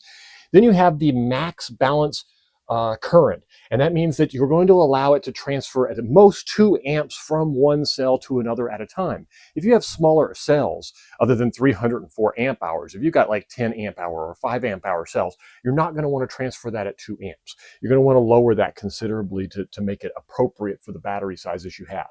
You have overvolt protection. Basically, this means stop the battery from overcharging your cells once they hit 3.65. Keep in mind, the BMS is looking at every cell in your battery, not the overall pack voltage of your battery with this configuration, meaning that it's going to protect each cell within your battery and prevent anything from harming it, hopefully. Now, as we go through the rest of these settings, you have the state of charge 100% voltage. When the cells reach 3.51 volts, my pack automatically resets to 100%. That allows me to reset any inaccuracies that I may have in my configuration or tuning. Overvolt protection, restart when it drops to 3.51, it'll come back on if it's been shut off at the high overvolt protection. Cell undervolt protection at 2.65, it'll turn back on if it was shut off because it was undervolt protection hit. And then if it gets down to 2.62 volts on cell, it will automatically reset the pack to 0%, allowing you to bottom balance as opposed to top balance. Then we have the cell under voltage protection. When they hit 2.6, it goes into under voltage protection, and it'll power off at 2.5 volts per cell. This is intended to protect your battery from undercharging, overcharging, and discharging completely too far. I hope this helps, and now we can go into the overview. All right, so let's do a cost breakdown here. We had 16 battery cells at $1,112, a JK BMS, the B2A20 S20P, which is basically a 2 amp balancer, 20 cells and 200 amps of power for $156, the Victron 275 amp on-off switch for $35, the T-Class fuse holder for $47, and a 250 amp T-Class fuses. I did buy two, one for a backup and one for the real one, for a grand total of $1,417. All of the parts for these items are in the price list below, and the supplier for the battery cells is also in the price list below. The overall summary for the battery is, if you do it yourself, you can save approximately 2/3 the cost of your batteries. The problem is that it takes about 4 months to wait for the shipping to get in, and for all of the batteries to be put together, assembled, and everything to be functioning. But if you have the time, it's well worth it, and it's well within our reach to build these batteries. Just be careful while you do it. Manageable, and it is a great savings in cost. Thanks for watching. We'll see you on the next video. Next up is the Aptos 370 bifacial panels and how we installed them on the RV. Well, as you can see, these panels are already installed. But I'm going to walk you through just exactly how I installed them and show you exactly what I did. The location of these panels, I basically took a cardboard cutout and laid these 6 out here when I originally started. And then I found room for 2 more over here. And as you can see over there, I took the air conditioners out there and way down here at the end of this row in order to make room for those 4 panels to fit. The 2 panels at the end, this one here and that last one hanging over the edge over here, those 2 were additions after I learned 8 wasn't going to be enough. So that's how I kind of chose where I was going to put them. Otherwise, the vents that are here, those were already there, and I didn't really have to work around them much. And on this side, there's a couple of roof items here also, but other than that air conditioner, there really wasn't much in the way. And I left the bathroom items here okay. So what I basically decided to do is to use L brackets here, where these mount underneath and connect to the bottom of the solar panel, come out, go down, and then branch out. I guess they're Z brackets, not L brackets. Yeah, I guess they are Z brackets. So these Z brackets are then I bolted them straight down on the RV. I took the screws. Now the one thing I would do differently if I was to do this again is I would probably use regular screws as opposed to these self-setting. The self-settings were very helpful when I hit main beams inside the roof, but most of the time it was just the plywood roof that I hit. And so they're just bolted straight into them. And I think regular screws might would have just been a little bit better, option. But you can see I covered the underneath of this with lap seal and then bolted them all down and then came back and covered it again. So this is totally sealed under, around the bolts, on top, around the back, everywhere here is completely sealed.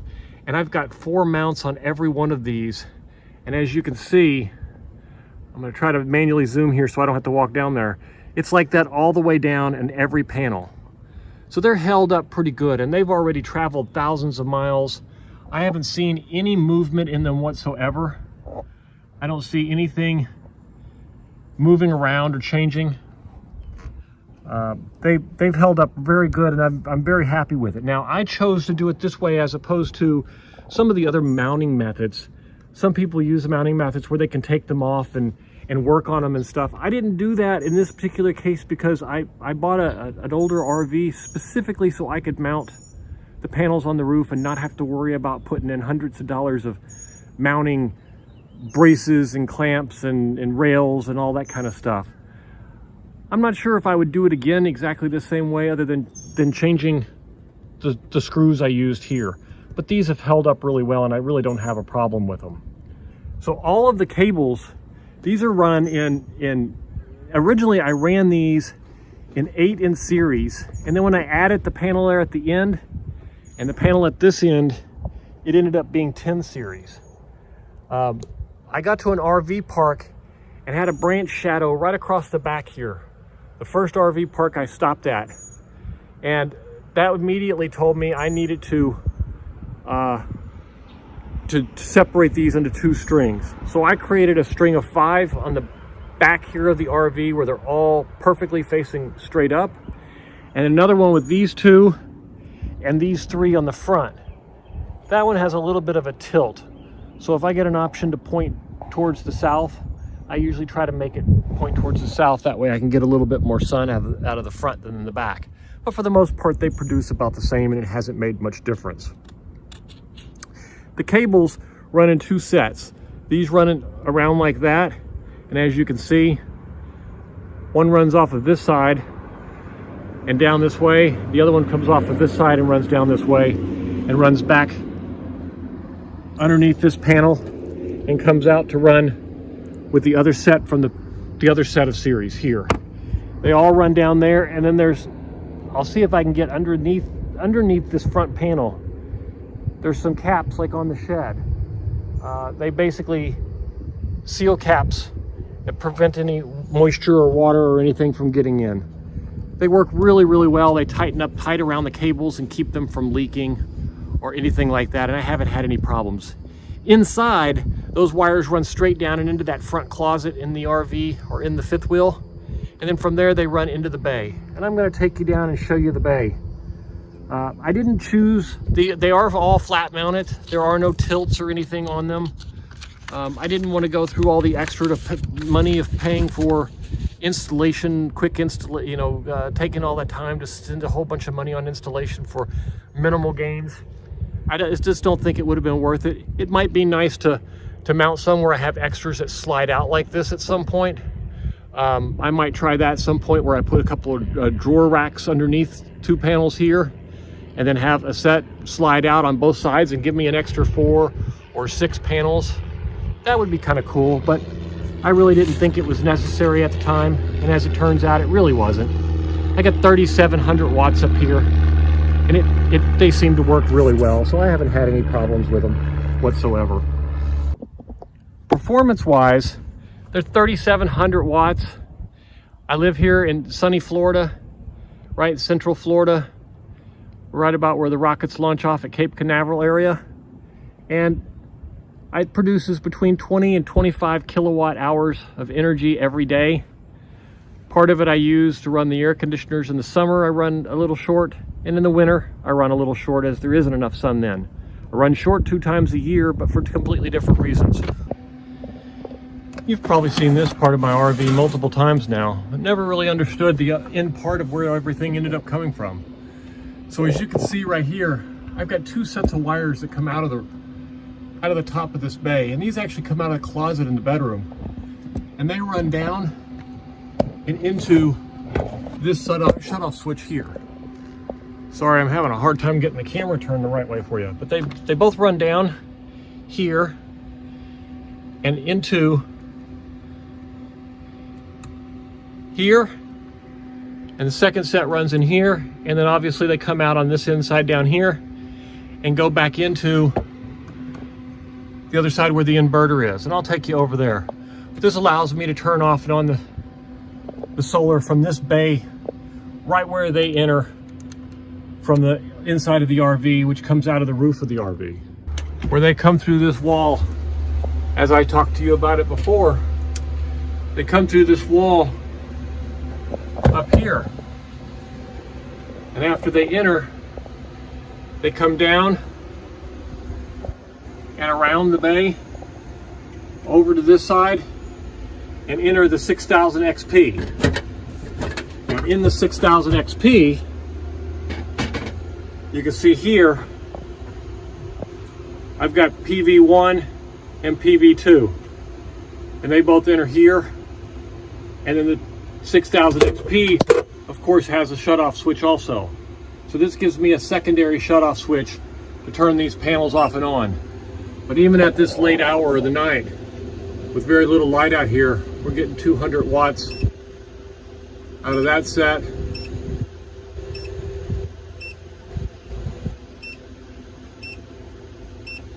And 200 watts out of that set, or 190 watts. But it is 7 o'clock at night, the sun has gone down, and it's been overcast for the last couple of hours.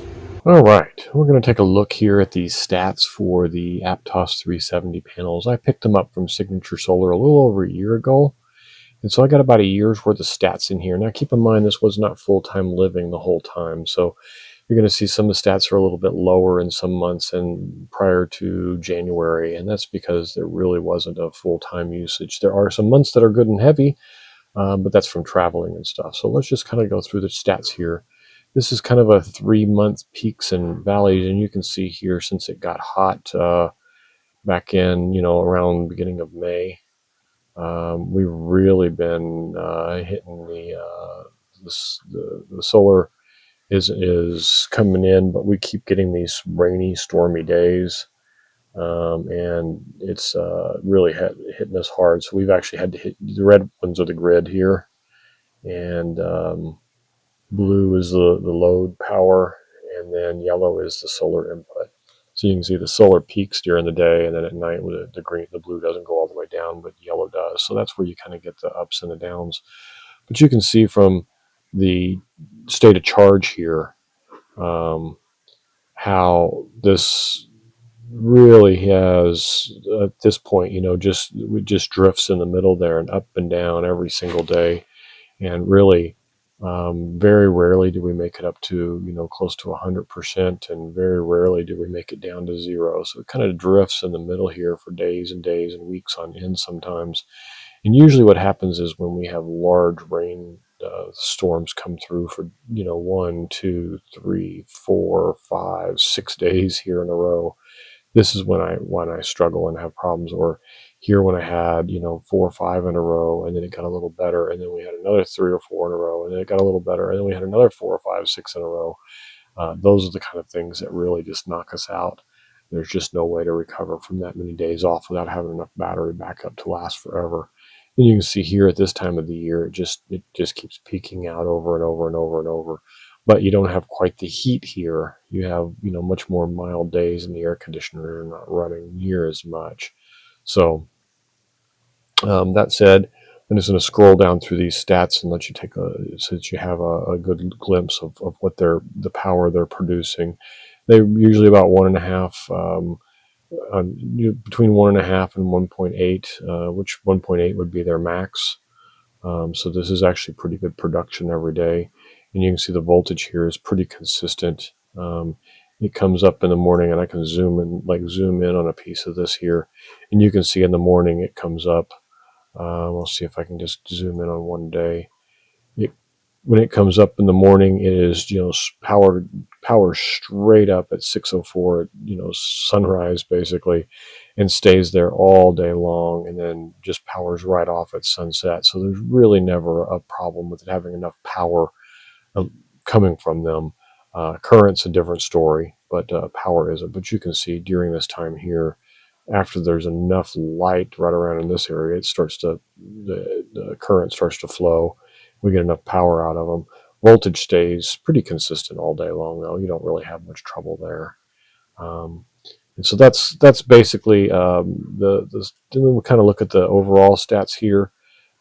This is day to day for the last 30 days, and then you can see here our our load usage is somewhere between 29 and 30 right now. Our input is just dead. Like today was only 14, and so we're struggling a little bit now. We do have the solar shed coming in, and it can bring another 4 to 7 kilowatts kilowatt hours a day of energy in, but it's not enough really in these days to completely do it. Now you get back a little bit further, last month and the month before, and you can see it was easily outproducing what was here. And a lot of this is air conditioner related. A lot of this is just simply there's no way around it. Here's 12 months. And you can see right around here in December, this is about the time we switched to living more full-time in the RV as to living at the house very often. And so you can see the usage here is just much higher than 629 versus 611, 681, 756 versus 678. So this is the month where I really, June and July have been the 2 months where I've really struggled. Is 180 in production and 264 in use, or was 687 in production and 756 in usage. So this is kind of what it was. But you look back here at these old months, and they're the only limiting factor to the amount that I had here was that just the batteries were full. You simply couldn't store anymore. So how much I could have stored, and if I had large enough batteries, I could easily live through all of these. And you can tell this from the state of charge bounce. So here is basically almost an entire year of state of charge, and you can see long periods of time go down before we get even close to the bottom, or we have to get even close to the top. And most of the time, if you've got too much sun, this is where you look at. So these could have easily stored more power, and I could have definitely used larger banks here, but at no time did I have enough power to recharge those banks completely. I could recover and go through waves of day one, and then a storm, and then they come up and then lose for a storm, and then win for a while and lose to a storm, and then lose to. And so 3, 4, 5 storms later, and a month later, that we lose the state of charge. So there was almost a month in there and 2 months in there between usage. So you can see all the stats are here. The Aptos 370 watt bifacial panels have performed really well. The brand is just fantastic. I purchased them from Signature Solar about a year ago, and I've been very pleased with them, and I have absolutely no problem with shipping. I had no problem with their customer service. I have no problem with anything. I'll include the links down below to the panels. All right, next up is the Chargeverter. It allows us to charge with power sources such as 240 shore power or 120 shore power. For me, the Chargeverter was an easy solution when I was looking at all of the equipment for my RV. I wanted something that I could charge off of any grid at any size at any power. And as much as I love the 6000 XP, switching it between 240 and 120 volts is not something I want to do every day. I want to be able to use this all the time to run my RV without it ever going down. I want to use this to help me charge the batteries when I need it in the middle of nowhere, or from a generator, or from a backup source, or from some wall outlet that some harvest host allows me to use. Because it allowed me flexibility of making sure I always had a way to get the power into my battery bank, regardless of where I was, or regardless of the situation of the source of that AC power. It also provides a great way to lessen the load on my 6000 XP. I live here in Florida. I hate cold weather, so I don't travel to cold weather much. Now, that said, I do like fairly cool weather, so you don't have this much heat. But the fact is, this machine can run pretty warm in an RV. And this can lighten that load and let me charge. This is why I picked the Chargeverter, was truly flexibility. It allowed every situation that I ever could think of for me to charge. If the normal grid works for this, great. If not, I switch it out of the normal grid over into my Chargeverter plug, and I use this one instead. Then I don't have to worry about it anymore. That's why I picked the Chargeverter. So let's get into really what is a Chargeverter. What is really its root purpose. And its root purpose is to charge DC batteries from AC power. It is not a DC to DC charger. This isn't a charge controller where you're going to take DC panels and put them into it and it charge your batteries. This is an AC to DC charger. It can deliver 100 amps at full power, 240 volts.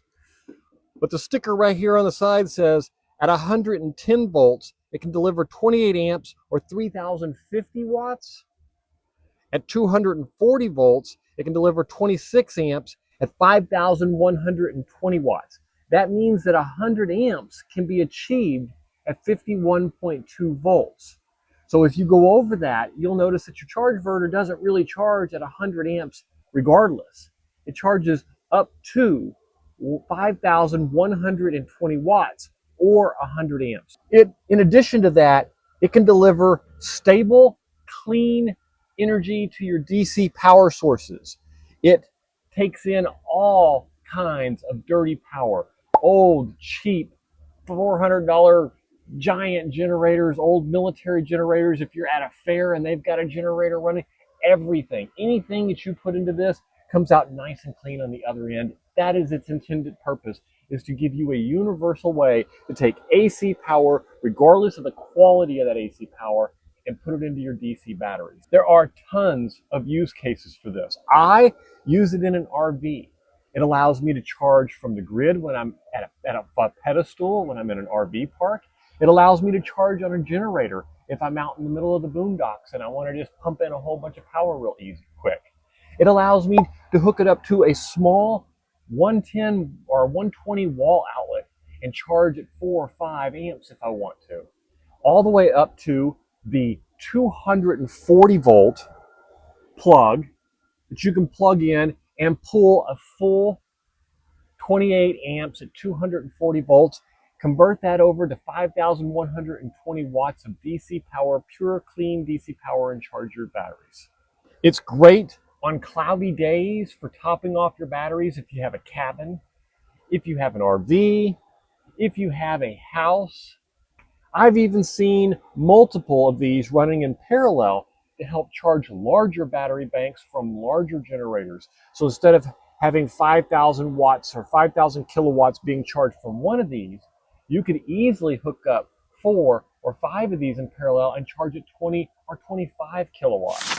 I'm going to get into wiring the chargeverter up and show you how it is connected to my RV. So first I'm going to move this out of the way and I'm going to bring you over and show you some of the wires. And I am going to try to get this all in one take so that you don't see a whole bunch of cuts. So if you see me moving things around, I apologize for that. But this is an attempt to show you as much content as I can about the chargeverter, about how this hooks up. All right, so these are the 2 plugs that go to the battery. They make it very easy to just plug these in the side of the chargeverter.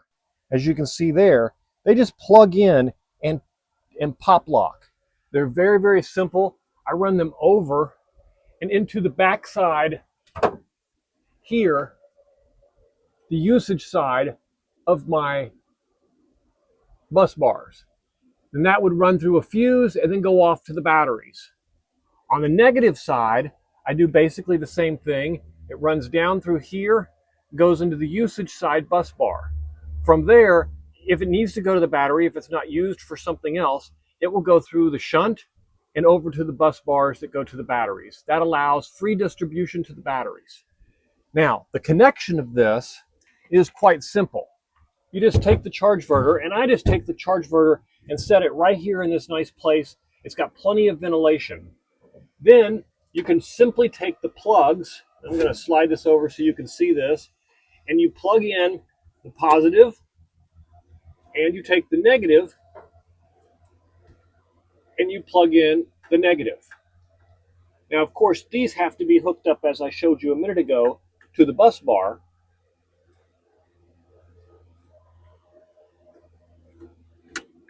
They snap in place nice and tight. They don't come off. They don't wiggle. And they don't leave you a whole bunch of room for messing things up. All you have to do is make sure the polarity is correct, that the positive is on the positive bus bar and the negative is on the negative bus bar, and you're very well set. The other side is the side that runs to the wall plugs. This connects to the Chargeverter's other side. It's a fairly simple plug. I'm assuming live wires and a ground. Because this is hooked up to a 4-prong plug, I will put some wiring diagrams and walk you through how you can wire this up to make sure that the 240 goes through the right ones. But it is easy to say that this simply connects to the Chargeverter and twist on into place. Once you have it on, you just twist it on. Now you have this plug. Now, I use this plug for two purposes. One, I have the Chargeverter, which feeds into this top plug here, or I have an alternative cable that I can use for 110 charging.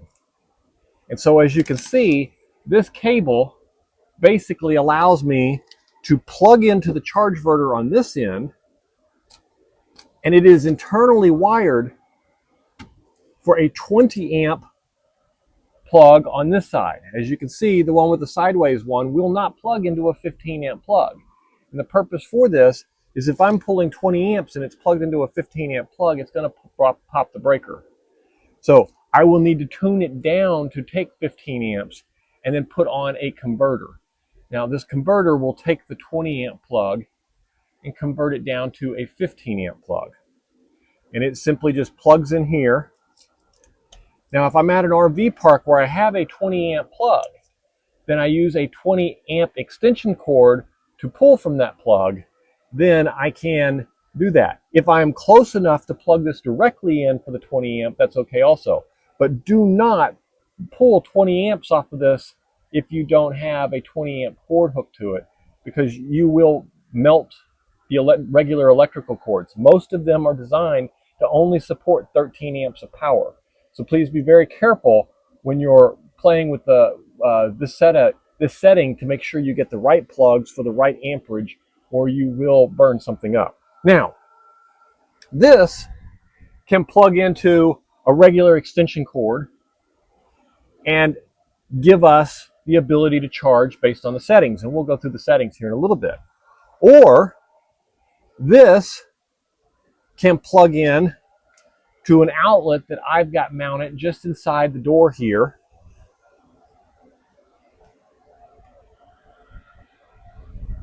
And so it can be plugged in right here, like this.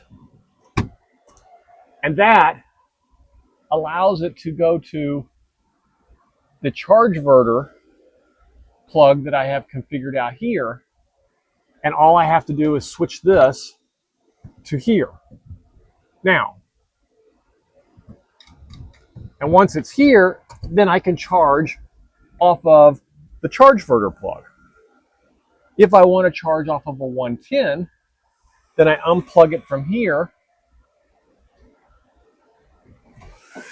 and I plug it back into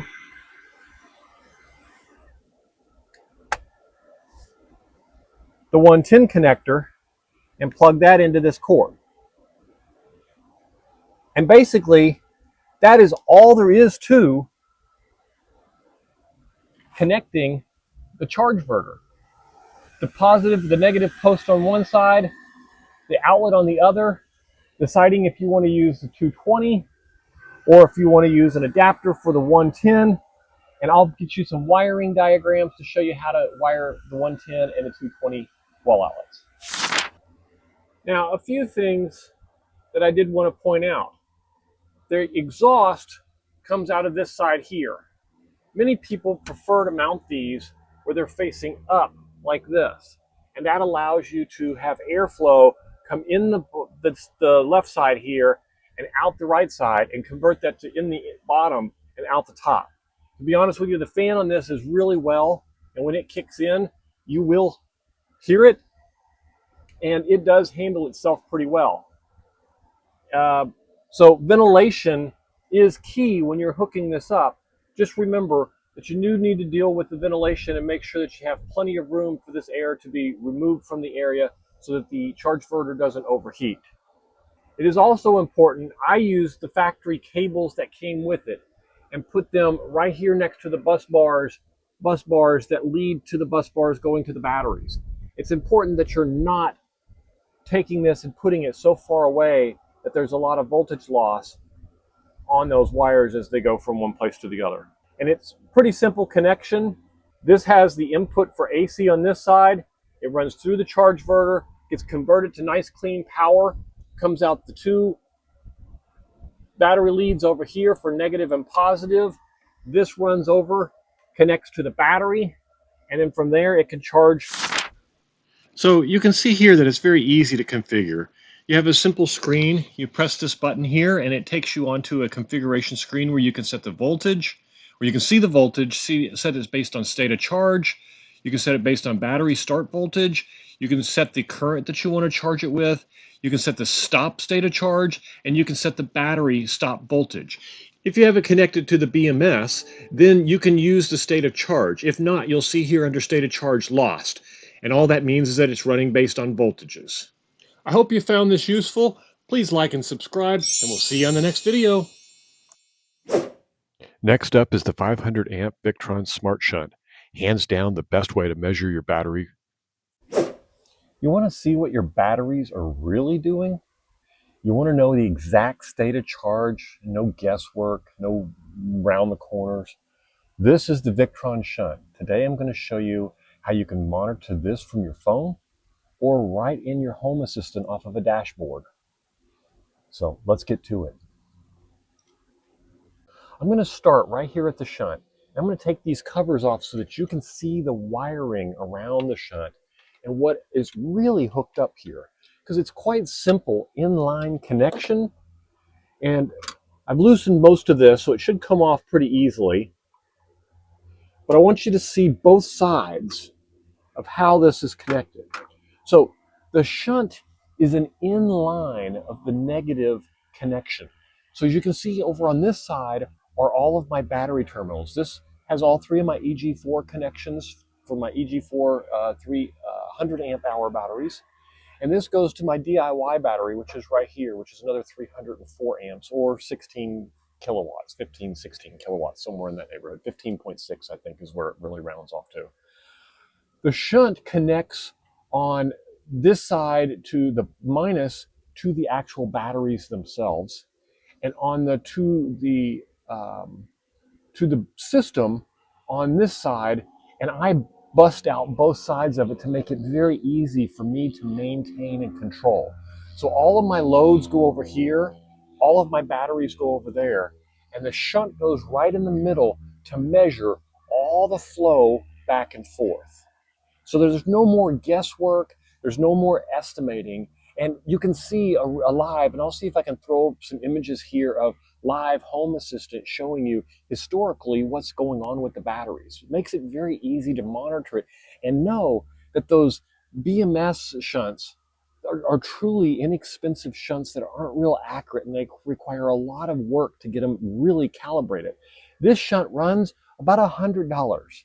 And it is, and I'll include a link down in the description below, but this shunt runs about $100. There, you can buy it in practically anywhere.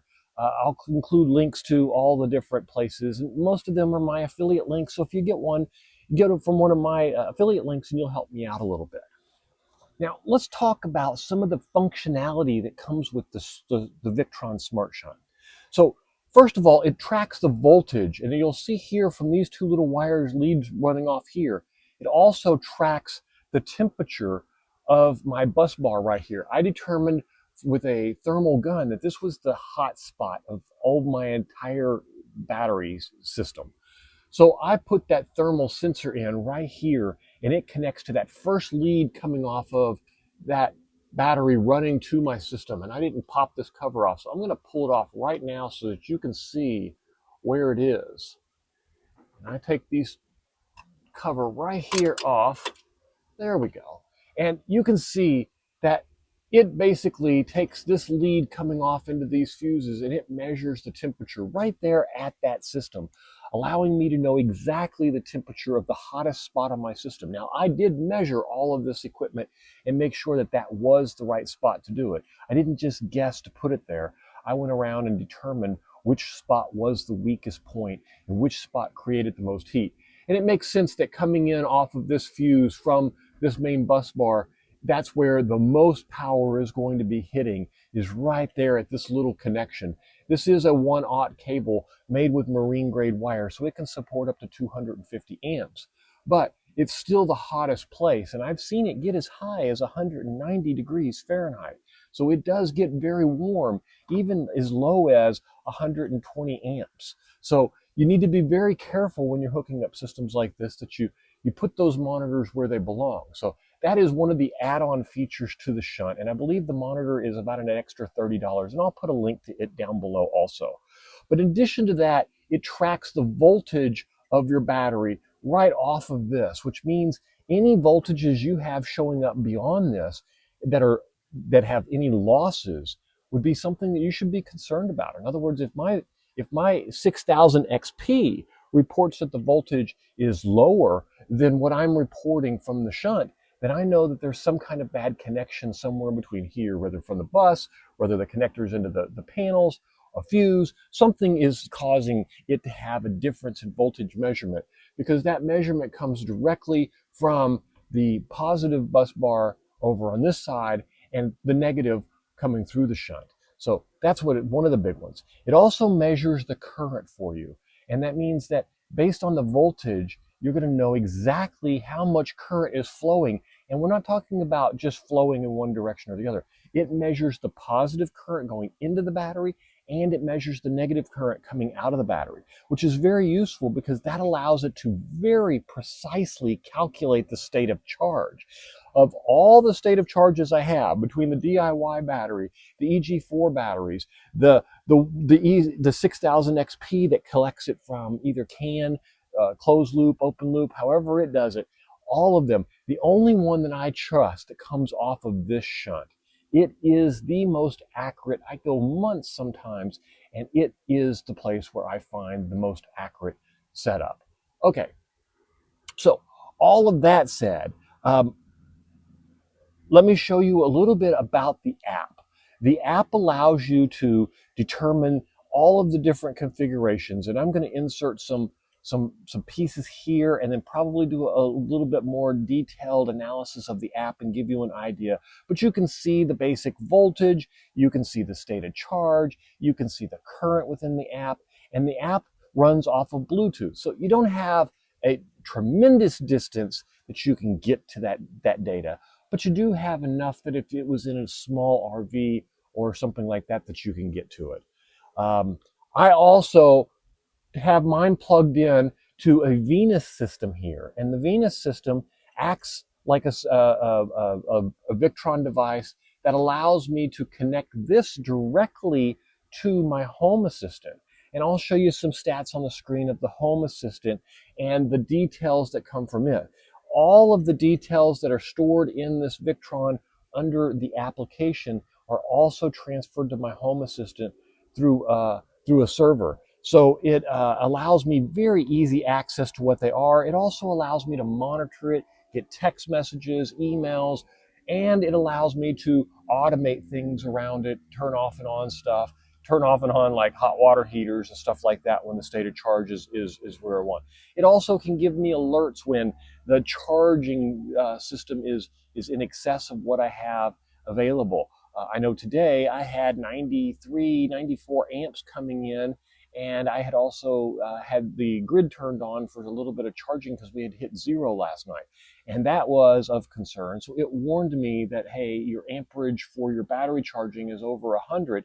And I usually pay attention to that. Not that I'm particularly worried about it, but I don't like to have that kind of power going through without me being able to monitor it until I'm a bit more comfortable with it, maybe a couple 10,000 years from now.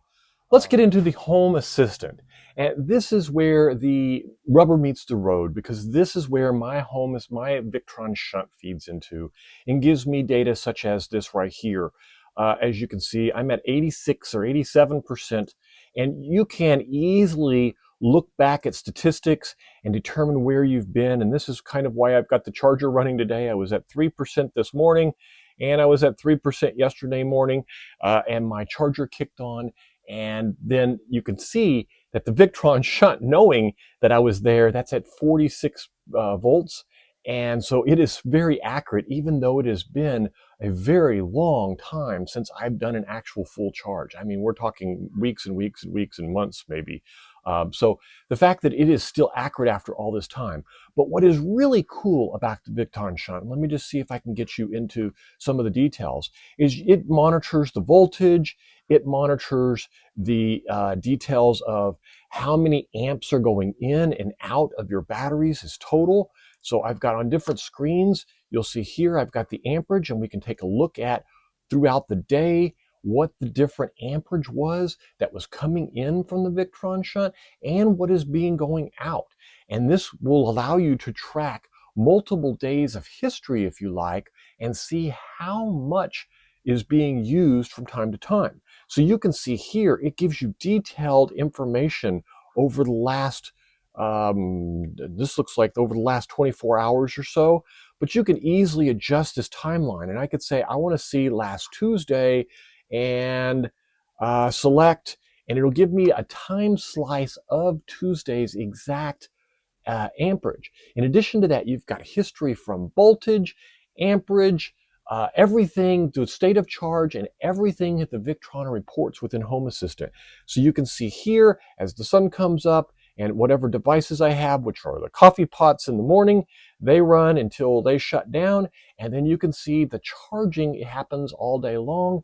And then you can see when the sun comes down, or when dinner, nighttime dinner comes, when we start cooking. That's what this is over here. So there is absolutely every reason that the Victron shunt, everything about the Victron shunt is exactly perfect for measuring voltage of a multi-battery pack and getting precise precision to knowing exactly how much battery voltage you have stored in that battery, or how much, let me rephrase that, and know exactly how much energy is stored in your entire pack and not just an individual battery, and with a device that is accurate enough to maintain the pluses and minuses that come and go with that over the period of months, not just a few days. All right, so let's talk about final thoughts here and my opinions on the why I like having this. The reason I bought this is exactly the reason I enjoy having it. It gives me an accurate state of charge, a real representation of the amperage coming through, regardless of all the different feeds. No matter what the 6000 XP says, no matter how much the other chargers feed into it, no matter what the Chargeverter that I have over here feeds into it, all of this information is tracked through one device in one location, and I get an accurate representation of all the data going in, all the power coming out, and exactly what the state of charge is. There's no more guessworking. This is a real fuel gauge that I can trust, that I know what's in my batteries. Not only that, not only do I know what's in my batteries, but I know what's in all of my batteries, because this is based on the size of my battery bank, not the fact that these are EG4 batteries. This is a DIY battery running on a JK BMS. It doesn't matter. For this, it's a fuel gauge that says, how big is your tank? I tell it it's 604 amp hours, and it says, great, at 604 amp hours, how much is in the entire bank, regardless if they stay in balance, if one works a little harder than the other, if one works a little easier than the other. It doesn't matter. It's measuring the entire tank size for me, and that is really the biggest reason for it. Setting up is very easy. Connecting the wires on both sides of this. If you choose to have a thermometer, you can put that on there. If you don't, it's even easier. If you choose to only use the Bluetooth, you don't need any of these wires on the top. You basically hook up the positive, the negative. You do need a little negative, little positive connection on this to fuel it. But other than that, it's pretty simple setup. If you're going to have any type of off-grid setup, and you're going to be using any type of batteries that you want the real state of charge, more than one battery of any kind, this is what you need. I would suggest that you take a look at the links down below. And if you can, use one of my affiliate links. But what's more important is that you understand this is how I get an accurate representation of everything I have. And this is my trusted go-to device for how much fuel is in my tank. Thanks for watching. Thanks to all my subscribers. Man, you guys are fantastic. Thank you for all the members that have joined, and especially this weekend I had a special member. I'll put his name on the screen. He came in and he bought a whole bunch of memberships for everybody that was in the live stream. That was fantastic and nice of you, and I really appreciate you. And if you found this video and videos like this helpful, make sure you hit the like button. Also, click that subscribe button and turn that bell on, because if you don't turn that bell on, they'll put these videos in your feed, but they won't tell you when a new one comes out. All members get early access to videos. As soon as they're done, I post them for the members to view. Everyone else sees them when they release. And let's not forget how we hook the grid up to your existing RV system for bypass or simple charging. For me, I had to figure out a way to be able to run it off of grid, to run it off the inverter and batteries, to plug it in when I want it to, and have it switch, or only use this as a backup. And when I was in a location that I only had a little generator, I wanted to be able to use it to charge also. So that allowed me to connect it to my Chargeverter, either through a big generator or through a little tiny generator. None of it mattered. I needed it to work in all situations. And that is what we're going to talk about in this video, how I connected the original RV grid plug to my inverter to allow all scenarios to work the way you want them to. So as you can see, this is the original plug that comes with the RV. It's a 50 amp 208 3-phase or 120 240 split phase pole from a standard pedestal like this one over here. It basically takes the standard plug-in, twist, lock, and that's kind of what this RV always used, which is why I went with the inverter that I went with, because it fit the RV. It's very important that you understand the plug that you have here.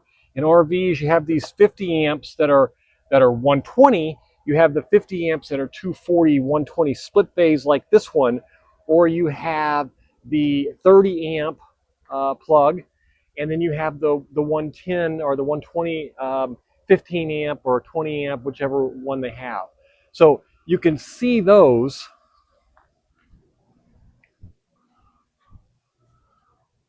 In a typical pedestal, you can see those in a typical pedestal here, where you have the 20 amp breaker for the 20 amp plug, the 30 amp breaker for the 30 amp plug, and you can see that has the odd looking plug with the diagonals in it, but it does say 30 amps right there on it. And then this will be the 50 amp plug that runs to the L1 and L2 side of the breaker here, the L1 and L2 side. So that's the 20 amp going to the 20 amp breaker, the 30 amp going to the 30 amp breaker, and the 50 amp going to two poles, L1, L2, and the 50 amp. Now, the 50 amp one that I'm talking about uses this plug right here, and it, on the other end, plugs directly into the RV. It's very important that you understand the difference between the 20 amp plug, the 30 amp plug, and the 50 amp plug, and which one of these your RV is using, and what kind of breaker box is located inside the unit. That will allow you to pick the right equipment to get your solar system set up. In my case, though, we are talking about a split phase 240 volt with two legs, an L1 and an L2 at 120 volts apiece. So here you can see, this is where I took the battery vents. There were two vents with a screen cover that went over here that went down over top the original 12 volt batteries. I took those 12-volt batteries out and replaced them with the Victron Orion systems. I'll put a link to that up there. But basically, each one of these plugs has a different purpose. So this one is the other end of the plug for that, or not the other end. This is the plug that plugs in where the original RV plug. So I mounted two of them here. The first one, this one being this one, is a replacement for grid power. Now I did it up here so that we could manage the distance of the wire. And I'll get into that here in a few minutes of how long the wire was and what needed to be run for that wire exactly, because that was really the expensive piece of all of this. And it's very important that you understand it. So we'll get to that here in a few minutes. But I have two different plugs here.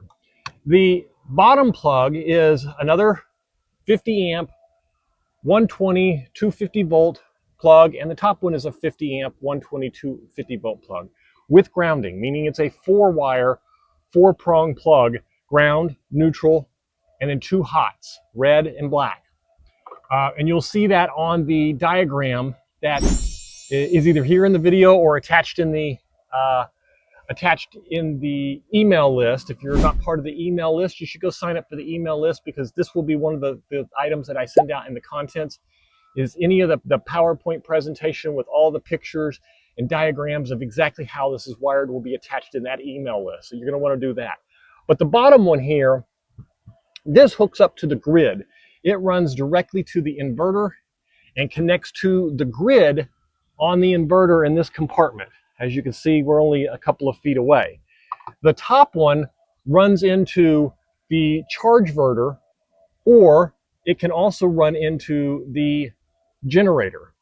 Now, the generator can be hooked up through this and charge it, or you can use the grid to charge it. Now, what I have done is I use the plug to use the Chargeverter depending on where I am. If I just want to, if I only have lower amounts of power, I'll use the Chargeverter. If I only have a 110 or something and I don't actually have a 250, as you know, the 600 XP is very particular about having clean 240 volt power with all 4 ground, neutral, positive, negative available. So the one way to solve that is to run your generator and your other power directly through a Chargeverter, which I did, and it's right inside this compartment. But I use, for when I only have a 110 plug, instead of plugging the Chargeverter into an adapter right inside the building here, where it's a normal plug that connects directly to this one, the 30 amp here, I instead use this adapter, which is made based on EG4's suggestions of a 30 amp, or excuse me, a 20 amp plug. So this is a 20 amp cord, and as you can see, the plug is a little bit different. One of them is sideways, and when I only have 15 amps available, I use this adapter that adapts it down from 20 amp to a 15 amp plug, which is a standard wall plug, meaning I can just use a standard generator that generates, 1200 watts if I want, and plug it in and use the Chargeverter to charge things. This plugs directly into the Chargeverter this way, as opposed to the port that I have in there. And once this is plugged in, then you can plug it straight into an inverter. So I built 2 plugs here to serve both needs. The purpose behind doing it here is that the cable wiring required to reroute that one back there, it is a 42-foot trailer. And with 42 feet from that end to this end, I would need about 50 feet of cable to get it up through the bottom piece and mount it into here. And then I would need an additional, if I wanted to run 2 of them, I would need an additional 50 feet to put the second port in. So I opted for leaving that in place and not doing anything with it. I basically take this one here, the grid connection, and I run it straight to the inverter, grid in. That way, if I want grid power, it's as simple as plugging it in here, just as it would be there. And then that has the bypass switch included in the inverter. And there'll be a diagram for that also in the email packet, or hopefully I'll be able to show it here on the screen also. But that grid, this provides grid for bypass. For if I'm in a park, there is a misconception that if you're in a park, then it's an off-grid inverter, that it's going to require you to run it all the time, which is not true. You can set the 6000 XP to charge 24/7, and when you plug the grid in, it automatically goes into charging mode and goes into bypass mode. And when you unplug it, then it would go into running off a battery. So it isn't a necessity that you only have the grid hooked up and you have to do a bypass and all that. Let the inverter do the bypass and treat it like a real grid situation in an UPS mode, which means a backup power mode. And when the grid is out, like it is now, click, then the inverter goes into run off the batteries. And when you plug it in, then it would switch back to grid mode. I run off-grid 24/7. The only time I hook this up is when I'm testing something, when I'm playing with something, or when I know there's going to be excessive power uses, like around the holidays when my wife's going to be cooking a bunch of stuff, and I want to make sure that it goes into bypass mode instead of shutting down and having me reset it. Those are really the only few cases that I do that. Otherwise, if I'm in a park and I have really low power, I may run through a generator like this if I'm lazy and only brought the small generator, or I can plug in this to a normal generator and use this plug up here and plug it into like a 240. I've got a Predator 9500, which the 9500 is actually big enough to run off of either port. I can either run the whole system off of it in normal bypass mode and charge mode, or I can run it off of the generator port also, which is nice. And if I run it off the generator port, then it runs not to the generator in the inverter, which I could have done, but because the generator in the inverter doesn't really take clean power, it only takes clean power of 3% harmonic distortion. I chose to intercept that with the Chargeverter, and the Chargeverter is a much better solution for that. That way, no matter what generator I'm using, I can use a cheap $600 7,000, 8,000 watt generator, plug it in, let it run full speed for a couple of hours, charge everything up, and then shut it off and not have to worry about it anymore. Now, here is where, in this particular park, a lot of the times the power can be located anywhere. This particular park, it just so happens the power is right there. And this is the port that was originally wired into the fuse box, directly to the fuse box, to supply grid power. Now, my inverter is located way down here, and it is a 42-foot RV, and if you take it all the way to the end, it is just inside this bay door. So what I didn't want to do is I didn't want to pay to have both cables ran underneath this RV in the under bay for 42 feet. That's over 100 feet of wire. And the fuse box that it's ran to currently is approximately right here on the far side of the RV. So as you can see, this is probably 15 feet over and then another 2 or 3 feet across to get to that fuse box. And because of that, I chose to run one cable from the inverter. And if I come in here to the inverter, let me see if I can show you this real quick.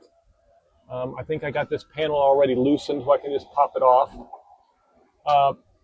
One panel.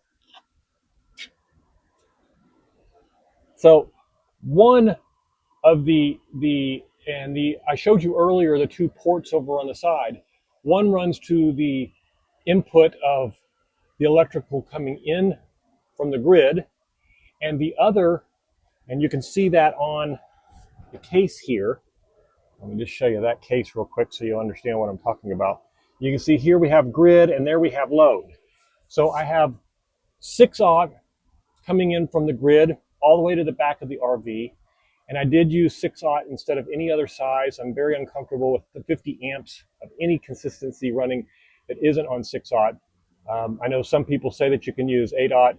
And if it was fairly short distances, I would have no problem with that. Or if it was minor spikes, I'd have no problem. But I will not do it in an RV that I'm sleeping in overnight without it. So this has the 4 wires, the black, the red, the white, and the ground.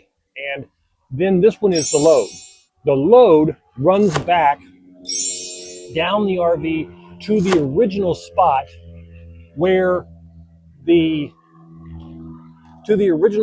down where the fuse box is on the far side of the RV from this spot here. And it runs into that. And I'm going to go into great detail in there on exactly how that's wired and show you it also. All right, here we are at the fuse box. Now, let me show you, and you can see from the diagram where this fuse box comes in. But I wanted to show you firsthand exactly what we're looking at. So this is the 50 amp breaker position where they come in. The red and the black come in here, and then underneath this panel, and I'm going to pull the cover off and show it to you. But you can also see here, this is the WFCO, or whatever, however they pronounce it. This is the model WF8930/50.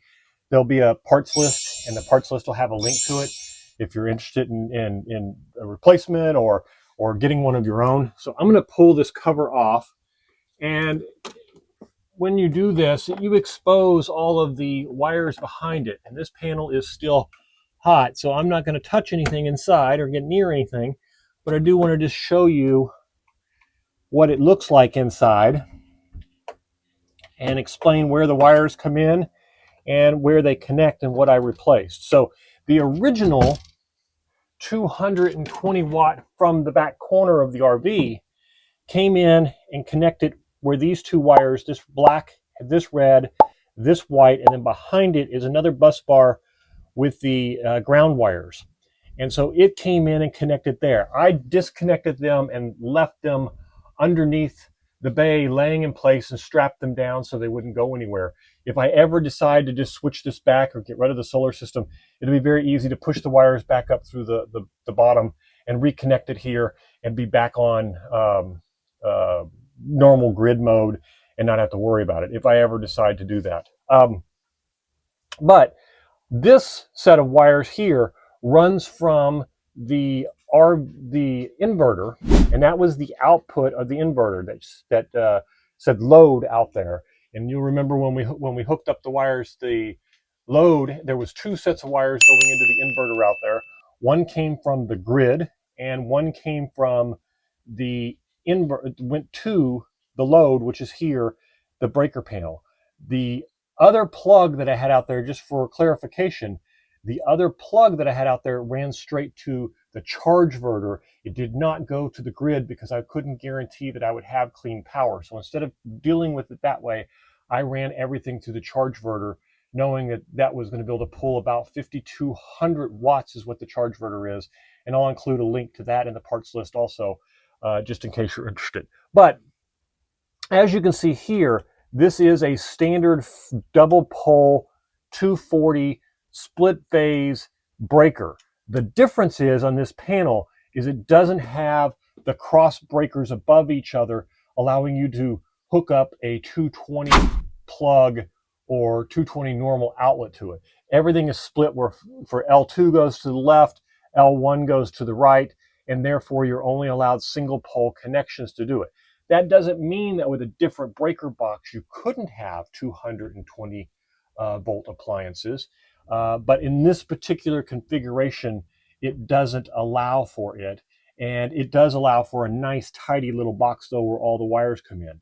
You can also see here that I put in a couple of meters in here, and those meters, the Shelly meters, are basically for the refrigerator and the island, which has the coffee pots and stuff. So I was curious how much energy those use. On the other breakers where I did the air conditioners, and you can see here, it did have the air conditioner set off onto 2 different breakers. So there's one here for second AC, and there's one here for primary AC. I pulled those wires out of the roof, put the mini splits in. And if you're interested in the mini splits, there's a different video for that also. But so this rewired these, and you can see here that the 1, 2, 3, 4th plug in, being this one here, looks just like all the others, but it does have a new wire down there. I don't know if you can see it. It is a bit of a marine grade wiring instead of your standard copper wiring.